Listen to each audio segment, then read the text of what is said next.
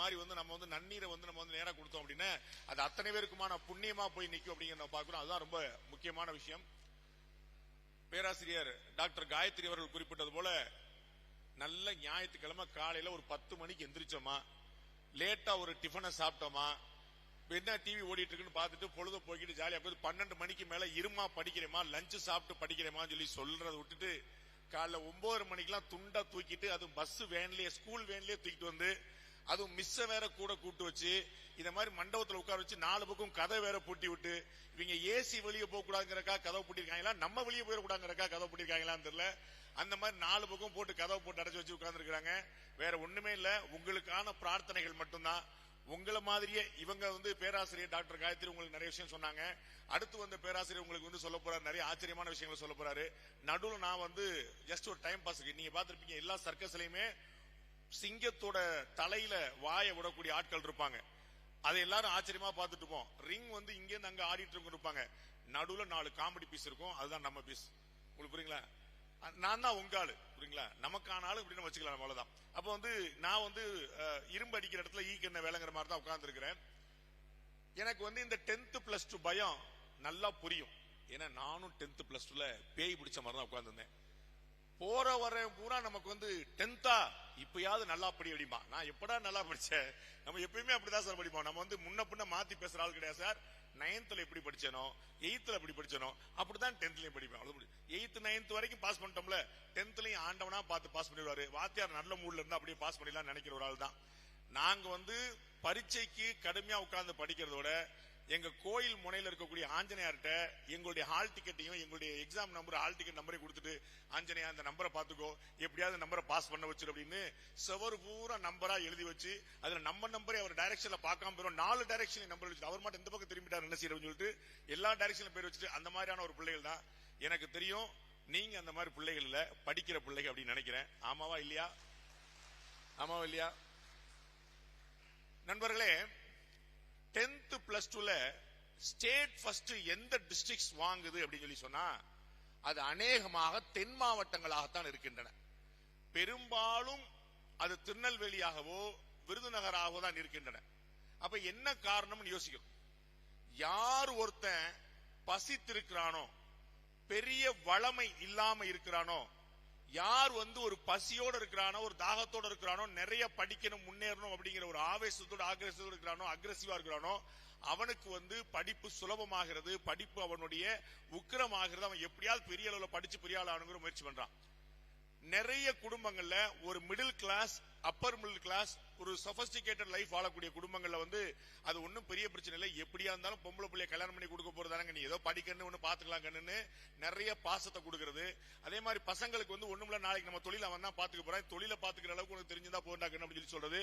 இது மாதிரி விஷயங்களால் என்ன ஆகுதுன்னா படிப்புல நம்ம நம்பர் 1 நம்பர் 2 எடுக்கக்கூடிய இடங்கள் குறைந்து கொண்டே போகின்றன. ஆனால் கொங்கு மண்டலம் ரொம்ப ஒரு ஆச்சரியமானது. நம்பர் 1 நம்பர் 2 எல்லாம் போட்டி போடுறது கிடையாது. ஆனா ஐடில இன்னைக்கு உலகம் முழுக்க எதுல நம்பர் 1 இருக்குன்னா ஐடியை நோக்கி தங்குறதுன சென்னைக்கு அடுத்து அல்லது சென்னைக்கு இணையா தமிழ்நாட்டிலேயே ஆகச்சிறந்த ஐடி ஹப்பா இன்னைக்கு கொங்கு மண்டலம் தான் இருக்குதுன்னு பாக்குறோம். உங்க பக்கத்துல கூடிய கோயம்புத்தூர் தான் பெருசா இருக்குன்னு பாக்குறோம். அப்ப எது தேவையோ அதை புரிந்து கொள்ளக்கூடிய தன்மை இந்த மண்ணுக்கு இருக்கிறது. என்னுடைய வேண்டுகோள் எல்லாம், நீங்க 10th + 2 படிக்கும் போது எந்த விதமான பிரஷருக்கும் ஆட்படக்கூடாது. என்னுடைய கவலை பூரா தான். வர்றவங்க போறவங்க நிக்கிறவங்க ஆசிரியர் பெருமக்கள் வீட்டுல பெற்றோர்கள் இதுல திடீர்னு 10 சொந்தக்காரங்க வந்துட்டே இருப்பாங்க. தாய் மாமா, சித்தப்பா, பெரியப்பா, அத்தை, பாட்டி எல்லாம் நீ 10th படிக்கிறியா, ஒழுங்கா படிப்புல நல்லா படி அப்படின்னு சொல்லிட்டு ஆளாளுக்கு அட்வைஸ் ஃப்ரீயா கிடைக்கிறது. என்ன அட்வைஸா கொடுத்து கொடுத்து கொடுத்து பிரஷர் ஏத்தி விட்டுருவாங்க. நீ பெரிய அப்ப மாமா சொல்றாரு என்னன்னு கேளு, அத்தை சொல்றாரு என்னன்னு கேளு, நீ ஒரு மாதிரி படிச்சு பெரியாளான்னு சொல்லி சொல்லி சொல்லி சொல்லி நமக்கு ஒரு இந்த 10th + 2 அப்படிங்கிற இந்த பப்ளிக் எக்ஸாமே ஒரு பெரிய பீதியாக மாறிவிடுது. பெரிய மனளவுல ஒரு பயத்தை ஏற்படுத்துறது. கொஞ்சம் கூட நீங்க கவலைப்பட வேண்டியதில்லை. இந்த 10th எக்ஸாமும் சரி +2 எக்ஸாமும் சரி ஏற்கனவே நீங்கள் எழுதி வந்த தேர்வுகள் போலதான், கூடுதலாக எதுவுமே கிடையாது. ஒரே ஒரு வித்தியாசம் என்ன, நீங்க 10th முன்னாடி +2 முன்னாடி நீங்க 6th இருந்து நீங்க எல்லாமே எழுதி பார்க்கும்போது உங்களுடைய ஆசிரியர் பெருமக்கள் தான் உங்களுடைய பேப்பரை திருத்துவாங்க. இந்த பேப்பரை உங்களுடைய டீச்சர்ஸ் திருத்த மாட்டாங்க, யார் திருத்துவாங்கன்னு தெரியாது, அவ்வளவுதான்.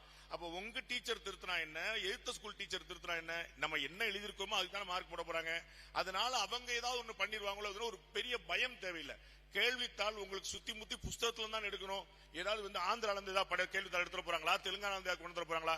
நீங்க நேத்து வரைக்கும் என்ன படிச்சீங்களோ அதுல இருந்தா கேள்வி வரப்போகுது. சோ கேள்விகள் எதுவும் வித்தியாசமா வரப்போறது இல்ல. இன்னமும் முழுதாக தேர்வு முடியறதுக்கு ஒரு 50 நாள் டைம் இருக்கு. ஒரு 50 நாள் டைம் இருக்கு. இன்னும் ஃபுல்லா எக்ஸாம்ஸ் எல்லாம் முடியிருக்கு. நீங்க நிதானமா அமைதியா இது வரைக்கும் நீங்க என்ன பண்ணீங்க விட்டுருங்க. ஒரு நாளைக்கு நீங்க எவ்வளவு நேரம் படிச்சுக்கிட்டு இருந்தீங்களோ அதுல கூடுதலாக 1 மணி நேரம், அடிஷனலா ஒன்லி 1 hour எவ்வளவு நேரம் படிச்சுட்டு இருந்தீங்களோ அதுல இருந்து 1 hour.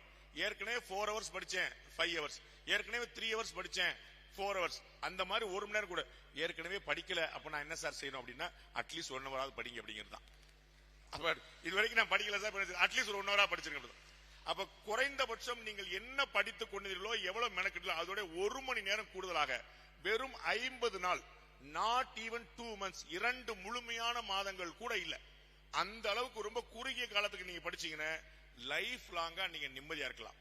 இந்த 10th மார்க்கும் +2 மார்க்கும் வெறும் 10th +2 மார்க் இல்ல. ஃபியூச்சர்ல உங்களை எல்லா இடங்கள்லயுமே இன்டர்வியூ பண்ணும் போது, வேலை கால் எடுக்கும் போது அவர்கள் திடீர்னு படிச்சு பாஸ் ஆனவனா, எப்பயுமே நல்லா படிக்கிறவனா அப்படின்னு பல நிறுவனங்கள்ல அவங்களுடைய பேக்ரவுண்ட் செக் பண்ணும் போது அவர்களுடைய 10th +2 மார்க்கையும் கேட்டு வாங்குறாங்க. நீங்க இதற்கு முன்னாடி அதுக்கு மேல நீங்க பிஎஸ்சி படிச்சாலும் சரி, எம்எஸ்சி படிச்சாலும் சரி, நீங்க என்ன படிச்சாலும் நீங்க சின்ன வயசுல நீங்க எப்படி இருந்தீங்க பாக்குறாங்க. இது கோவிட் பேட்ச்ல பாஸ் பண்ண குரூப்பா இல்லாட்டி படிச்சு பாஸ் பண்ண குரூப்பான்னு செக் பண்றாங்க. அப்ப ரொம்ப முக்கியமா எல்லா கட்டத்திலுமே படிக்கிறவர்களாக இருந்தால் அவர்களுக்கான மரியாதை ரொம்ப பெருசா இருக்கிறது. மைண்ட்ல கொஞ்சம் கூட பிரஷரை ஏத்திக்கிடாதீங்க, சாதாரண பிரஷரை ஏத்திக்காதீங்க. அப்படி பிரஷர் ரொம்ப அதிகமான நேரத்துல உங்களுக்கு பிடிச்ச சப்ஜெக்ட் எதுவோ அதை பாருங்க. இப்ப என்ன பிரச்சனை நடக்குது உங்களுக்குலாம், நான் ஒரு 2 மணி நேரம் படிச்சிட்டேன், 3 மணி நேரம் படிச்சிட்டேன், அதனால கொஞ்ச நேரம் நான் மொபைல் பாக்குறேன், கொஞ்ச நேரம் நான் டிவி பாக்குறேன், கொஞ்ச நேரம் என் ஃப்ரெண்ட்ஸ் கூட பேசுறேன்னு நினைச்சுக்கிட்டு இருக்கீங்க. ஆனா உங்களுக்கு தெரியாது, நீங்க என்டர்டைன்மெண்ட்டுக்காக உங்க ஃப்ரெண்ட் கூட பேச நினைப்பீங்க, உங்க ஃப்ரெண்டு ஃபுல்லா படிச்சுட்டு வந்து உங்களை என்டர்டைன்மெண்ட் ஆக்கி விட்டுருவான். அவன் ஃபுல்லா படிச்சிருப்பான், அவ ஃபுல்லா படிச்சிருப்பா. நீங்க கேளுங்க, எடி நீ படிச்சியாடி கேளுங்க, நான் படிக்கவே இல்லடிம்பா. எந்த ஃப்ரெண்டாவது நான் எல்லாத்தையும் படிச்சு குடிச்சிருக்கான பாருங்க, எந்த ஃப்ரெண்டாவது? எங்க ஆம்பளை பசங்களை பொறுத்தளவுக்கு பிரச்சனை இல்ல, அவனும் படிச்சிருக்க மாட்டான் அவனும் படிச்சிருக்க மாட்டான். அதுல எங்க பசங்க எப்பயும் துரோகமே பண்ண மாட்டாங்க.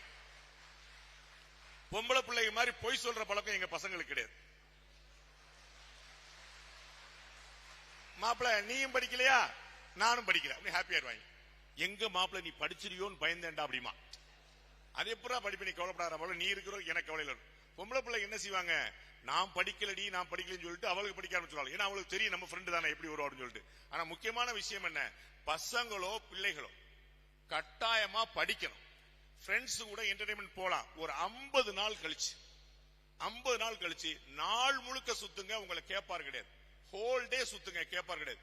இந்த 50 நாள் கொஞ்சம் மனசை போக்கஸ் பண்ணி இந்த மொபைல துண்டா தூரமா வச்சு இந்த டிவில இருந்து வெளியே வந்து, அது ரொம்ப முக்கியம். இங்க ரொம்ப கம்மியான பெற்றோர்கள் தான் இருக்கிறீங்க, உங்க மூலமா நான் எல்லாருக்கும் வேண்டுகோள் வச்சிடறேன். பிள்ளைகளை படிங்க படிங்கன்னு சொல்லிட்டு நீங்க டிவி பார்க்காதீங்க. தெரியுதா? கைதை விட்டுலாம் யாரு தெரியுதா? அவங்க எல்லாம் பாதிக்கப்பட்டவங்க. என்னை படி படின்னு சொல்லிட்டு அப்பா ரெட்டனங்கால் போட்டு கால் மேல கால் போட்டு பாப்பார். நம்ம படி படி டிவி எல்லாம் பார்க்காதனால இப்படி பார்ப்போம். இவர் மட்டும் பாக்குற அவர், நான் அந்த காலத்துல நான் படிக்கல, அதுக்கு தான் உன்னையே படிக்க வச்சேன். நம்ம இருப்பான், அதான் நீயே படிக்கலையே என்ன எதுக்கு படிக்க சொல்லணும்? ஆமாவா? அப்ப பெற்றோர்கள் தயவு செய்து வீட்டுல 24 டிவியை ஓட்டக்கூடாது. அது குறிப்பா இந்த தாய்மார்கள் இருக்கிறீங்களே, இந்த டிவி சீரியல பார்த்தே தீர்வே நடம்பிடிச்சு, நான் காலையில இருந்து சாயந்தரம் வரைக்கும் நான் பயங்கரமா வேலை பார்க்கிறேன், இந்த 2 மணி நேரம் டிவி பார்க்கலாம்னு நினைச்சேன், இந்த பாண்டே கடங்காரன் அதுலயும் மண்ணலி போட்டான் அப்படின்னு சொல்லி நீ சாபம் விடாம அந்த ஒரு 50 நாளைக்கு அவங்களுக்கு கொஞ்சம் கூட இருங்க. என்னுடைய தாய் என்ன செஞ்சான்னு சொல்றேன். எங்க வீட்டுல என்னுடைய அண்ணன் தம்பிகளை தவிர எங்க அப்பா அம்மாக்கெல்லாம் நல்ல பெரிய தமிழ் தெரியாது, எங்க அம்மாக்கு தமிழ் சுத்தமா தெரியாது. நான் இந்த மண்ணை சேர்ந்த ராஜேஷ்குமாரோட நாவல் எடுத்து படிச்சா கூட, ராஜேஷ்குமாரோட நாவல் எடுத்து படிச்சா கூட எங்க அம்மா பையன் ஏதோ படிக்கிறான்னு சொல்லிட்டு ஒரு ஹார்லிக்ஸ் எடுத்து கொடுப்பா. ராஜேஷ்குமார் நாவல் படிச்சுட்டு ஹார்லிக்ஸ் குடிச்ச ஒரே ஆள் நான் தான். அவன் எங்க அம்மா நினைச்சுவா பயங்கரமா படிக்காம படுத்து, அவளுக்கு என்ன, பையன் எதையோ புஸ்தகத்தை கையில வச்சிருக்கான், அந்த அளவுக்கு சந்தோஷம். இவன் கையில வந்து எப்படியாவது கிரிக்கெட் பேட் தான் தூக்கி தருவான், கையில புத்தகம் வச்சிருக்கானே, அவ்வளவுதான். அப்ப பெற்றோர்கள் வந்து தயவு செய்து குழந்தைகளுக்கு கூட இருந்து அவங்களுக்கு கம்பெனி கொடுத்து அவங்க சொல்ல சொல்லி கேட்டு, இந்த படிக்கல ரொம்ப முக்கியமான விஷயம் என்ன, நினைவுல இருக்கிறது இல்ல, படிக்கிறோம் மறந்துருது. நல்லா படிக்கிறேன் எனக்கு தெரியும் ஆனா மறந்துருது. அது எக்ஸாமினேஷன்ல அந்த கொஸ்டின் பேப்பரை பார்த்த உடனே பீதி ஆயிரும். இது எல்லா கேள்வியும் எங்கேயோ பார்த்த மாதிரி இருக்கு, போன ஜென்மத்துல இந்த கேள்வி எல்லாம் வந்துச்சோ, இது எங்கேயோ பார்த்த மாதிரி இருக்கேன்னு தெரியாது. ஆனா அந்த கமலஹாசன் படத்துல சொல்ற மாதிரி நினைக்க நினைக்க அருவியா கொட்டுது, ஆனா அந்த வார்த்தை தான் முட்டுது அப்படிமா, அது வரமாட்டுது அப்படின்னு. அப்ப என்ன செய்ய, நினைவு திறன்ல ஒரு பெரிய ப்ராப்ளம் இருக்குது. அப்ப என்ன, எவ்வளவு முடியுமோ அவ்வளவு சீக்கிரமா தூங்குறது, எவ்வளவு முடியுமோ அவ்வளவு சீக்கிரமா தூங்குறது. நம்ம என்ன சொல்லலாம், இப்ப இவ்வளவு நேரம் சொன்ன அட்வைஸ்ல இதான் ரொம்ப நல்ல அட்வைஸ். சீக்கிரமா தூங்குன்னு பாண்டே சார் சொல்லியிருக்காரு. அடுத்த வரி என்ன, எவ்வளவு முடியுமோ அவ்வளவு சீக்கிரமா எந்திரிக்கிறது. அதான் சீக்கிரமா தூங்குறது பெரிய விஷயம் இல்ல, சீக்கிரமா எந்திரிக்கிறது ரொம்ப முக்கியமான விஷயம். ஏன், அதிகாலை நேரத்துல நீங்க எந்திரிச்சு படிக்கும் போது ஆட்டோமேட்டிக்கா அந்த அட்மாஸ்பியர்ல இருக்கக்கூடிய அமைதி உங்களுக்கு ஒரு பெரிய ஈஸியான ஒரு வாய்ப்பை கொடுக்குது. கொஞ்சம் சுலபமா படிச்சாலே உள்ள மனசுல வந்து நிக்கும். சாயந்தர நேரத்துல ராத்திரி நேரத்துல லேட் நைட் படிக்கிறேன்னு சொல்லிட்டு உங்களுக்கு ஸ்ட்ரெயின் தான் ரொம்ப அதிகமாகும். நீங்க என்ன நினைக்கிறீங்க, நான் வந்து படிச்சுக்கிட்டே இருந்தேன், என்னை ரெஃப்ரெஷ் பண்ணிக்கிறக்கா மொபைல் பாக்குறேன், என்னை ரெஃப்ரெஷ் பண்ணிக்கிறக்கா டிவி பாக்குறேன். அந்த டிவி பார்க்கும்போது மொபைல் பார்க்கும்போது திரும்பி கண்ணு ஸ்ட்ரெஸ் ஆகுது, பிரெயின் ஸ்ட்ரெஸ் ஆகுதுங்கிறது மறந்துறீங்க. அதுலயுமே ஒரு ஸ்ட்ரெயின் இருக்குது. அப்ப நம்ம அதுல இருந்து வெளியே வந்து புஸ்தகத்தை படிக்கணும். சாயந்தர நேரத்துல படிக்காம எவ்வளவு முடியுமோ படிச்சுட்டு அதிகாலை நேரத்துல படிக்கிறதுக்கு அதிகமான முயற்சிகள் பண்ணணும். அதிகாலை நேரத்துல படிக்கிற மூலமா ஈஸியா உள்ள மைண்ட்ல வந்து இறங்கும். வாயை விட்டு சொல்லி படிக்கணும். வாயை விட்டு சொல்லி படிக்கும் போது நம்ம சொல்றது சரியா இருக்கா நமக்கு தெரியும். மனசுக்குள்ளே படிக்கிறதா 90% பேர் இருப்பாங்க. மனசுக்குள்ளே படிச்சா என்ன ஆகும், நம்ம படிக்கிறோமா இல்லையான்னு யாருக்கும் தெரியாது. நம்ம படிக்கிறோமா இல்லையான்னு யாருக்கும் தெரியாதுங்கிற மட்டும் இல்ல, நம்ம படிக்கிறோமா இல்லையான்னு நமக்கே தெரியாது. ஆனா வாயை விட்டு படிக்கும் போது நம்ம கரெக்டா உச்சரிக்கிறோமாங்கிறது தெரியும். முடிஞ்ச அளவுக்கு கணக்கு, அக்கௌண்டன்சி இந்த மாதிரி விஷயங்களை எழுதி பார்த்தீங்கன்னா சரியா ரெஜிஸ்டர் ஆகும். எழுதி பார்க்காம எனக்கு புரிஞ்சிருச்சு நான் பார்த்துட்டேன்னா நிச்சயமா நினைவுல வராது. அப்ப நமக்கு வந்து எழுதி பார்க்க வேண்டிய பழக்கம் அவசியம், வாயிலா சொல்லி படிக்க வேண்டிய பழக்கம் அவசியம், அதிகாலை நேரத்தில் படிக்க வேண்டிய அவசியம். இது எல்லாமே ஒரே நேரத்தில் சாத்தியமாகுமா, ஆகாது. அப்ப கொஞ்சம் கொஞ்சமா முயற்சி பண்ணி ஒரு 50 நாளைக்கு இந்த எஃபர்ட் எடுத்தீங்கன்னா அத மாதிரியான ஒரு பெரிய ஆறுதல் இருக்காது. உங்கள்ட்ட எல்லா பெரியவங்களும் சொல்லியிருப்பாங்க, காலம் போனா திரும்ப வராது, நேரத்தை வீண் பண்ணாத, அப்புறமா வருத்தப்படுவேன்னு. அது நமக்கு இந்த வயசுல புரியவே புரியாது. ஏன், இந்த வயசு அப்படிப்பட்டது. நீங்க எல்லாருமே உங்களுடைய 7வது வகுப்பு 8வது வகுப்பு படிக்கும் போல இருந்தே உங்க அம்மாட்ட எல்லாம் வந்து ஐ நோ எனக்கு தெரியும் சொல்ல ஆரம்பிச்சிங்க. எல்லா குழந்தைகளும் 7வது 8வது படிக்கும் போதே அப்பாட்ட அம்மாட்ட எனக்கு தெரியும் நான் பாத்துக்கிறேன்னு சொல்ல ஆரம்பிச்சிங்க. என்ன நீ இப்படி வந்து பின்னல் போடல, என்ன நீ சடை போடல, ஏன் நீ தலையை விரிச்சு வச்சிருக்க, ஏன் நீ பொட்டு வைக்கல, எனக்கு தெரியும் நான் பாத்துக்கிறேன். அது எல்லாருக்கும் தெரிய விஷயம். இந்த பொம்பளை பிள்ளைகள் என்ன பண்ணாலும் அம்மாக்கள் கரெக்டா கண்டுபிடிச்சிருவாங்க. ஆமாவா, என்னடி ரொம்ப நேரமா கண்ணாடி முன்னாடி நிக்கிற கேட்டுவாங்களா, கரெக்டா கண்டுபிடிச்சிருவாங்க. 10 நிமிஷம் எக்ஸ்ட்ரா இருந்தா போதும். அதே மாதிரி பசங்க வந்து என்ன செய்யறாங்க, அப்பாக்கள் கரெக்டா கண்டுபிடிச்சிருவாங்க. பாம்பின் கால் பாம்பரியும், வேற ஒண்ணும் இல்ல, நம்மள மாதிரியே வர்றானே இவன் எங்க உருப்பட போறான்னு ஒரு பயம் வரும். அப்ப பெற்றோர்களுக்கு ரொம்ப தெளிவா தெரியும். அவங்கள்ட்ட கொஞ்ச நேரம் உட்கார்ந்து ரெஃப்ரெஷ் பண்ணி பேசி என்ன கதைன்னு பேசி கதை குடும்ப கதையில பேசிருந்தீங்கன்னா அதுதான் உங்களுக்கான என்டர்டைன்மெண்டா இருக்கும். நீங்க அவர்களோடு கொஞ்சம் நேரம் ஸ்பெண்ட் பண்ணுங்க, பெற்றோர்களும் உங்க நேரம் கொஞ்சம் ஸ்பெண்ட் பண்ணலாம். நீங்க இந்த டிவி பக்கம் மொபைல் பக்கம் போனீங்கன்னா எவ்வளவு நேரம் டைம் ஸ்பெண்ட் ஆகுதுன்னு தெரியாது. இந்த ஷார்ட்ஸ் ஒண்ணு இருக்குது, இன்ஸ்டாகிராம் இருக்குது, பாக்குறதுக்கு 59 செகண்ட் தான், 1 நிமிஷம் தான் தெரியும். ஆனா நீங்க ஒரு ஷார்ட்ஸோட பார்த்து யாராவது ஓய்வாங்களா? 1 நிமிஷம் தான், 59 செகண்ட் தான் யாரும் நினைப்புமா? அதை பார்த்துக்கிட்டே இருந்தா வந்துகிட்டே இருக்கும். வந்துகிட்டு இருந்து எப்படி நீ எதையெல்லாம் பார்த்துக்கிட்டு இருக்கியோ அது மாதிரியே அனுப்பிட்டு இருப்பான். நீ வந்து எதெல்லாம் விரும்புறியோ அது மாதிரி அனுப்பிட்டு இருப்பான். அப்ப ஃபுல்லா நீ வந்து உனக்கு யார் பிடிக்கும், எனக்கு உள்ளே ரொம்ப பிடிக்கும் வந்து விஜய் தான் சார் அப்படின்னு இருக்கும். ஆமாவா, அஜித் பிடிக்கும் ஒரு குரூப் இருப்பீங்களே, அப்படிலாம் கிடையாதா? இந்த ஊர்ல எங்க அண்ணன் அஜித்துக்கு அவ்வளவுதானா? அஜித் பிடிக்காது.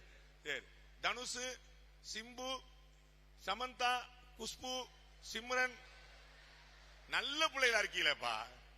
இப்படிப்பட்ட நல்ல பிள்ளைகளை நான் வந்து தமிழ்நாட்டிலே பார்த்தல, கொங்கு நாட்டில் மட்டும் தான் பாக்குறேன். சார் நீங்க ஏதோ பெரிய பெரிய பேர்லாம் சொல்றீங்க, அவெல்லாம் யாருன்னே எனக்கு தெரியலேன்றாங்க போல. Very happy. சோ நீங்க மொபைல்ல என்டர்டைன் பண்றேன், டிவில என்டர்டைன் பண்றேன் உட்கார்ந்தீங்கன்னா எவ்வளவு நேரம் பறி போகிறது என்பதே தெரியாது. மாறாக உங்களுக்கு ரெஃப்ரெஷ் பண்ணிக்கணும், ரொம்ப ஸ்ட்ரெஸ்ஸா இருக்கு, ரொம்ப நேரம் படிச்சேன்னா கொஞ்சம் ட்ரை பண்ணி பாருங்க. உங்களுக்கு பிடித்த இன்னொரு சப்ஜெக்ட் மாறி பாருங்க. நீங்க பிடிச்சதோ பிடிக்கலையோ ஒரு சப்ஜெக்ட் நீங்க முடிச்சாலும் உட்கார்ந்துருப்பீங்க. 2 மணி நேரம் 1.5 மணி நேரம் நீங்க படிச்சுட்டு இருப்பீங்க. ரொம்ப ஸ்ட்ரெயினா இருக்கும், ஸ்ட்ரெஸ்ஸா இருக்கும். கொஞ்சம் ரெஃபரன்ஸ் பண்ணிக்கலாம்னு பார்த்து எந்திரிச்சு நான் டிவி பார்க்க போறேன்னு கிளம்புனீங்கன்னா கம்ப்ளீட்டா மூடுமாயிரும், மனசுல இறங்காது. அதுக்கு பதிலா கொஞ்சம் மூடு சேஞ்ச் வேணும் எனக்கு அப்படின்னு டக்குன்னு லெப்ட்ல திரும்பி உங்களுக்கு பிடித்த பாடம் எதுவோ அதை ஒரு கிளான்ஸ் விட்டீங்கன்னா உங்களுக்கு கான்பிடன்ஸ் லெவல் கூடும். தெரியாத விஷயத்தை நீங்க படிச்சுட்டு இது மனசுல வரும்போது இது சரியா படிக்கிறேன்னா பயம் வரும். தெரிஞ்ச விஷயத்தை திரும்ப ஒரு ரெஃப்ரெஷ் பண்ணி பார்க்கும்போது நமக்கு கான்பிடன்ஸ் கூடும். ஓகே, இது நல்ல மேட்டர் தான், நம்மளால ஹேண்டில் பண்ணிட முடியும் நம்பிக்கை வரும். அப்ப ரொம்ப சுலபமா இங்க தேவைப்படுவது, தேர்வுகளை எழுத தேவைப்படுவது தன்னம்பிக்கை. அவ்வளவுதான், வேற எதுவுமே கிடையாது. இந்த தன்னம்பிக்கைங்கிறது உங்களுக்கு தெரியாத ஒண்ணு. 18 அடியை தாண்டுங்க, 30 அடி உயரத்துல இருந்து குதிங்க, ஒரு 1 கிலோமீட்டருக்கு நீச்சல் அடிங்கிற அசாத்தியமான விஷயங்கள் கிடையாது. நீங்கள் எதை படித்துக் கொண்டிருக்கிறீர்களோ அதுதான் எழுத போறீங்க. உங்களுக்கு தான் எல்லா ஸ்கூல்லயுமே first revision, second revision, third revision ரிவிஷனா போட்டு போட்டு போட்டு அவ்வளவு ரிவிட் அடிக்கிறாங்க. அப்புறம் உங்களுக்கு என்ன ஒரு அந்நியமா என்ன இருக்க போது, நம்ம படிக்காத சப்ஜெக்ட் என்ன இருக்க போது, உங்களுக்கு தெரிஞ்ச சப்ஜெக்ட் தான் ஞாபகம், உங்களுக்கு பழக்கமான சப்ஜெக்ட் தான் ஞாபகம். பதட்டம் அடையாதீங்க. நீங்க எக்ஸாம் ஹால்ல போனா கூட உங்களுக்கு எது தெரிகிறதோ அதை நீங்க முதல்ல எழுதிடலாம். தெளிவான உங்களுடைய நம்பர்கள், அந்த கேள்விக்கான விடை, அந்த விடைக்கான நம்பர், அதை தெளிவா போட்டு நீங்க கடன் எழுதிட்டீங்கன்னா அச்சுகுண்டா தெளிவா நிதானமா கண்ணுல தெரியுற மாதிரி பளிச்சுன்னு வர மாதிரி நிதானமா எழுதினாலே நல்லா படிக்கிற பிள்ளைங்க நினைப்பாங்க.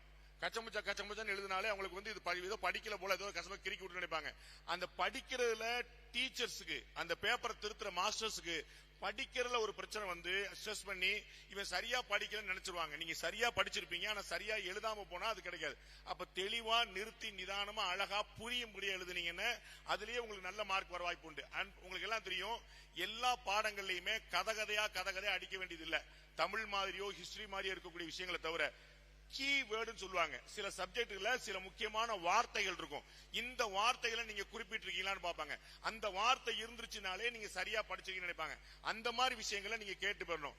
உங்களுடைய ஃப்ரெண்ட்ஸ் இதுக்கு முன்னாடி இது வரைக்கும் 2.5 வருஷம் யார் உங்க ஃப்ரெண்டா இருந்தானோ பரவாயில்ல, இந்த 50 நாள் உங்களுடைய ஃப்ரெண்டா உங்களை விட நல்லா படிக்கிறவன் தான் இருக்கணும். அடுத்த 50 நாள் உங்களுடைய ஃப்ரெண்டா உங்களை விட நல்லா படிக்கிறவன் தான் இருக்கணும். அவர்கள்ட்ட நீங்க டிஸ்கஸ் பண்ணும்போது அவங்க உங்களுக்கு கொடுக்கக்கூடிய சஜஷன்ஸ் ரொம்ப ஈஸியா இருக்கும். அவங்கள்ட்ட நீங்க புரிந்து கொள்ள முயற்சி பண்ணலாம்.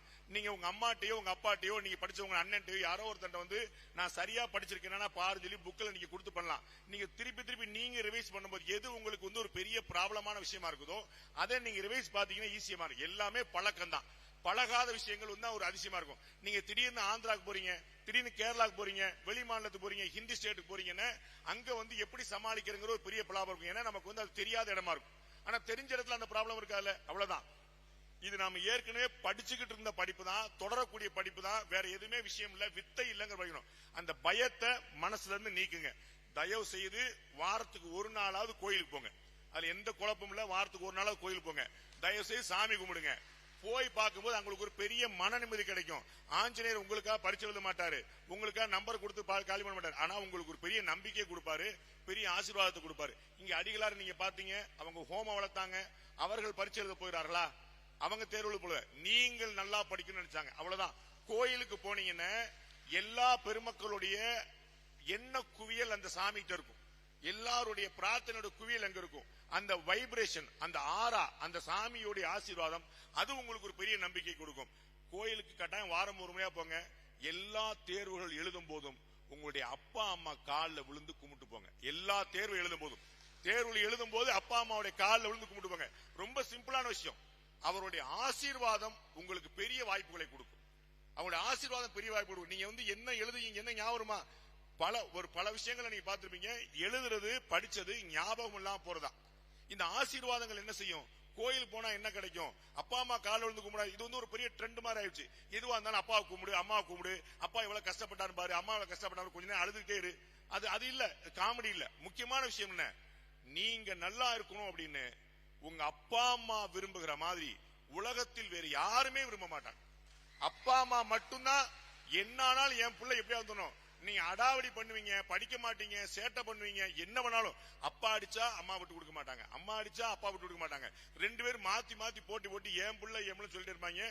உங்கள் முன்னாடி முறைத்து கொண்டிருந்தால் கூட பின்னாடி பாவம் அவனுக்கு 1008 பிரச்சனை கஷ்டப்படுறான்னு சொல்லி உங்க மேல அக்கறை இருப்பாங்க. அப்ப அவர்களுடைய ஆசீர்வாதம் உங்களுக்கு தேர்வுல வினாத்தாளை எளிமையாக்காது, நீங்கள் படித்ததை நினைவு கொண்டு வரும். கோயிலுக்கு போங்க, அம்மா அப்பா காலில் விழுந்து கும்பிடுங்க. எக்ஸாம் முன்னாடி டீச்சர்ஸ மரியாதையா பழகிக்கங்க. அவங்கள்ட்ட நிறைய சஜஷன்ஸ்க்கு டவுட் எல்லாம் இப்பயும் கூட போன் பண்ணி கேளுங்க. கட்டாயமா இங்க இருக்கக்கூடிய பெருமக்கள் நீங்க 30-40 ஸ்டூடெண்ட்ஸ் தான் ஒவ்வொரு கிளாஸ்லயும் இருப்பீங்க. உங்களுடைய கேள்வி எல்லாம் கட்டாயம் பதில் சொல்லுவாங்க. தைரியமா எந்த குழப்பமும் இல்லாம எந்த பதட்டமும் இல்லாம செய்யுங்க. என்னை போன்ற லாஸ்ட் பெஞ்ச் மாணவர்களே முன்னாடி வந்துட்டோம். உங்களை போன்ற ஆர்வமான பிள்ளைகள் நிச்சயமாக முன்னேற முடியும். வாழ்த்துக்கள். இறைவன் துணை இருக்கட்டும். வணக்கம்.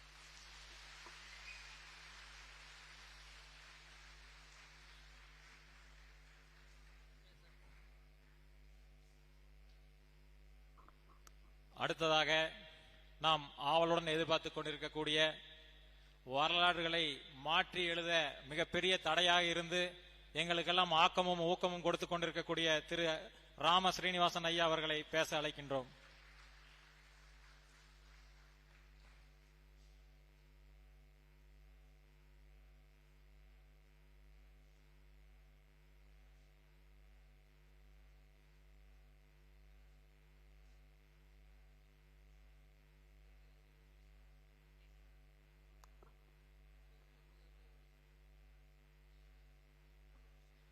கல்வியாளர் சகோதரி காயத்ரி அவர்களே, எனது அருமை நண்பர் ரங்கராஜ் பாண்டே அவர்களே, போற்றுதலுக்குரிய திருப்பூரை சார்ந்த எக்ஸலான்ஜி அவர்களே, தம்பி தங்கைகளே, பெற்றோர்களே, சகோதர சகோதரிகளே, ஒரே விஷயத்தை திரும்ப திரும்ப 3 பேர் பேசினா எப்படி இருக்கும் என்பதற்கு இந்த மண்டபத்தில் நடந்து கொண்டிருக்கிற நிகழ்ச்சி உதாரணமாகி விடக்கூடாது. அதனால ஒவ்வொருத்தரும் ஒவ்வொரு ஏரியால பேச வேண்டும் என்று தீர்மானித்தோம். குறிப்பாக சகோதரி காயத்ரி அவர்கள் பேசும்போது இதற்கு அப்புறமாக நீங்கள் என்னெல்லாம் படிக்கலாம், என்ன கோர்ஸ் எல்லாம் இருக்குன்னு தெளிவா சொல்லியிருப்பாங்கன்னு நினைக்கிறேன். அவர் மிகச்சிறந்த கல்வியாளர். கல்வித்துறையில இன்றைக்கு நவீன வாய்ப்புகள் எப்படியெல்லாம் இருக்கின்றன என்பதை பற்றியெல்லாம் மிக சிறப்பாக சொல்லியிருப்பார். நண்பர் ரங்கராஜ் பாண்டே அவர்கள் என்ன சொன்னார், தேர்வுகளை எப்படி எழுதணும், எப்படி தயார் பண்ணணும், ரொம்ப டென்ஷன் ஆக வேண்டாம், இப்படி ஒரு முழு வாழ்க்கைக்குமான ஒரு விஷயத்தை சொல்லி சென்றிருக்கிறார்.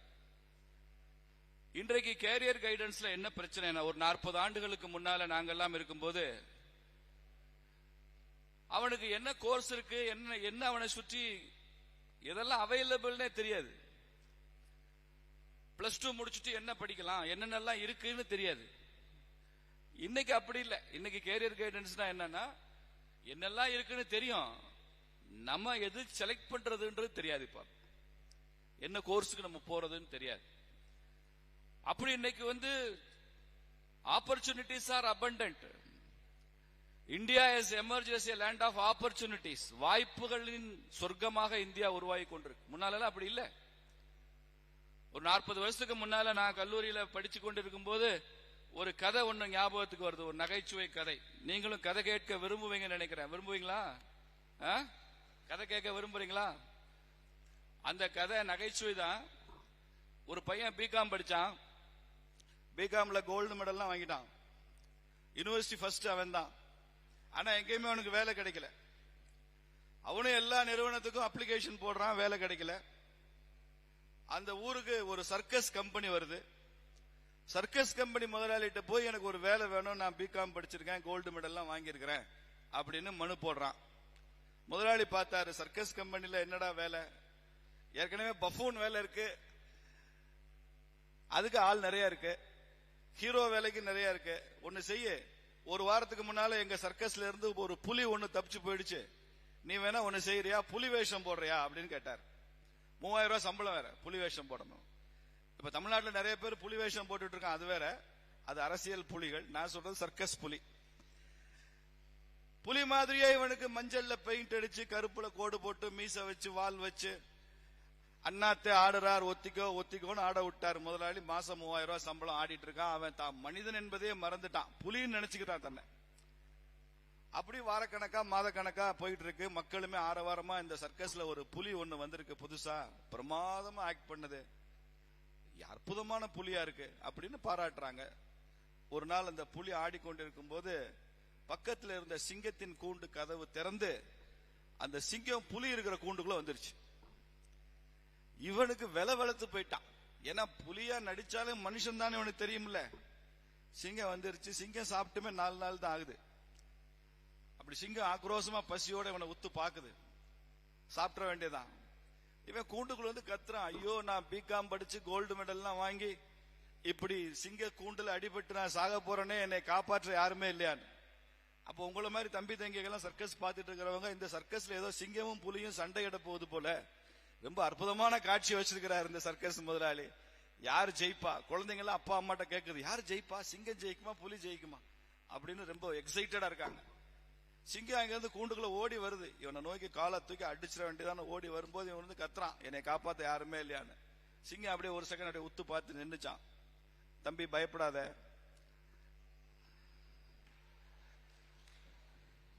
என்ன சுல்தான்பேட்டையில இவ்வளவு லேட்டா சிரிக்கிறீங்க? தம்பி பயப்படாத, நான் எம்காம் படிச்சிருக்கேன் அப்படின்னு சொல்லுச்சு.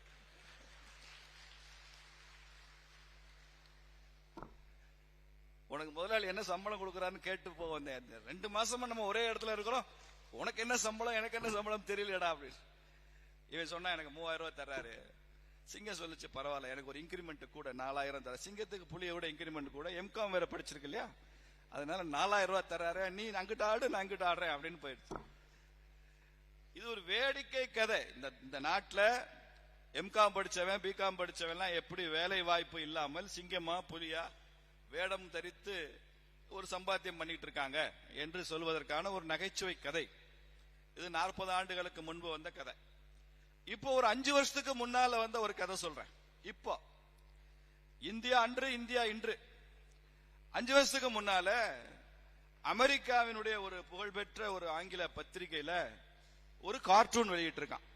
ஒரு கார்ட்டூன்னா தெரியும், கேலி சித்திரம். ஒரு பெரிய விஷயத்தை ஒரு நகைச்சுவை சொல்லிட்டு போவான், 2 படம் எல்லாம் போட்டு. அந்த கார்ட்டூன் என்ன போட்டிருக்கான், ஒரு அமெரிக்க தாய் தன் குழந்தைகளிடம் கூறியது 50 ஆண்டுகளுக்கு முன்பு அப்படின்னு போட்டிருக்கான். ஒரே கார்ட்டூன் 2 பிக்சர். 50 ஆண்டுகளுக்கு முன்பு ஒரு அமெரிக்க தாய் தன் குழந்தைகளிடம் கூறியது. என்ன சொல்றா, குழந்தைகளா உங்களுக்கு டைனிங் டேபிள்ல வச்சிருந்த இந்த உணவெல்லாம் வீணாக்காம சாப்பிட்டுடுங்க. இது கூட இல்லாத இந்திய குழந்தைகள், கோடிக்கணக்கான இந்திய குழந்தைகள் பட்டினியில செத்து கொண்டிருக்கிறார்கள் அப்படின்னு அந்த அமெரிக்க தாய் சொல்றாளாம். இந்த சாப்பாடை சாப்பிட்டுடா பாரு, பகவான் புண்ணியத்துல உனக்கு சாப்பாடு கிடைச்சிருக்கு. இந்தியால அது கூட இல்ல, குழந்தைகள் பட்டினியில இருக்கு. 50 ஆண்டுகளுக்கு முன்பு. பக்கத்துல இன்னொரு பிக்சர் போட்டிருக்கான். சேம் கார்ட்டூன் 2 பிக்சர்ஸ் சொன்னேன். பிக்சர் நம்பர் 2, 50 ஆண்டுகளுக்கு பின்பு ஒரு அமெரிக்க தாய் தன் குழந்தைகளிடம் கூறியது அப்படின்னு போட்டிருக்கான். இது வேற தாய், அதே தாய் இல்ல, இது வேற தாய். அந்த தாய் என்ன சொல்றா குழந்தைகள்கிட்ட, குழந்தைகளே இந்த மேத்ஸ் பிசிக்ஸ் சயின்ஸ் இதெல்லாம் நல்லா படிச்சிருங்கப்பா. இதெல்லாம் நீங்க சரியா படிக்காட்டி இதையெல்லாம் நன்றாக படித்த இந்திய குழந்தைகள் உங்கள் வேலையெல்லாம் அவங்க வாங்கிட்டு போயிடுவாங்க.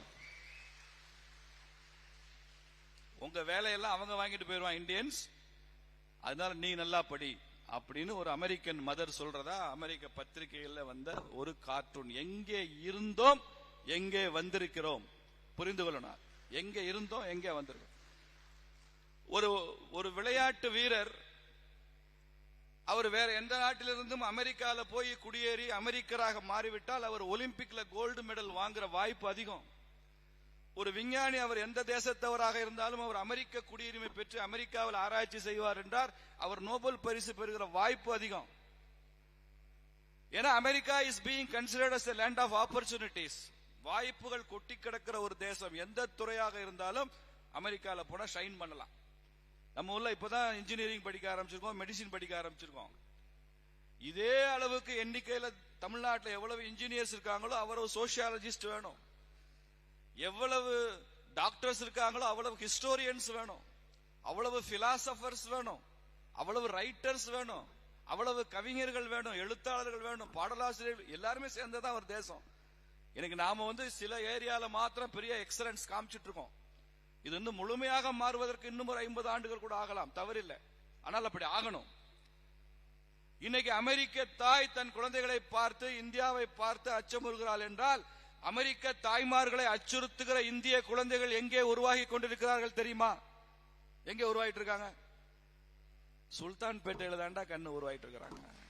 இவன் என்ன நினைச்சுக்கிறான், இது நமக்கு இல்ல, இது மனக்கு லேது, இது எங்கேயோ சென்னையில உள்ளவன், மும்பையில உள்ளவன் அல்லது கோயம்புத்தூர் சிட்டிக்குள்ள படிக்கிறவன் தான் இப்படி சக்சஸ் பண்ண முடியுமே தவிர என்ன மாதிரி கிராமத்துல இருந்து வர்றவங்களுக்கு எல்லாம் இது சாத்தியம் இல்லைன்னு நினைக்கிறான்.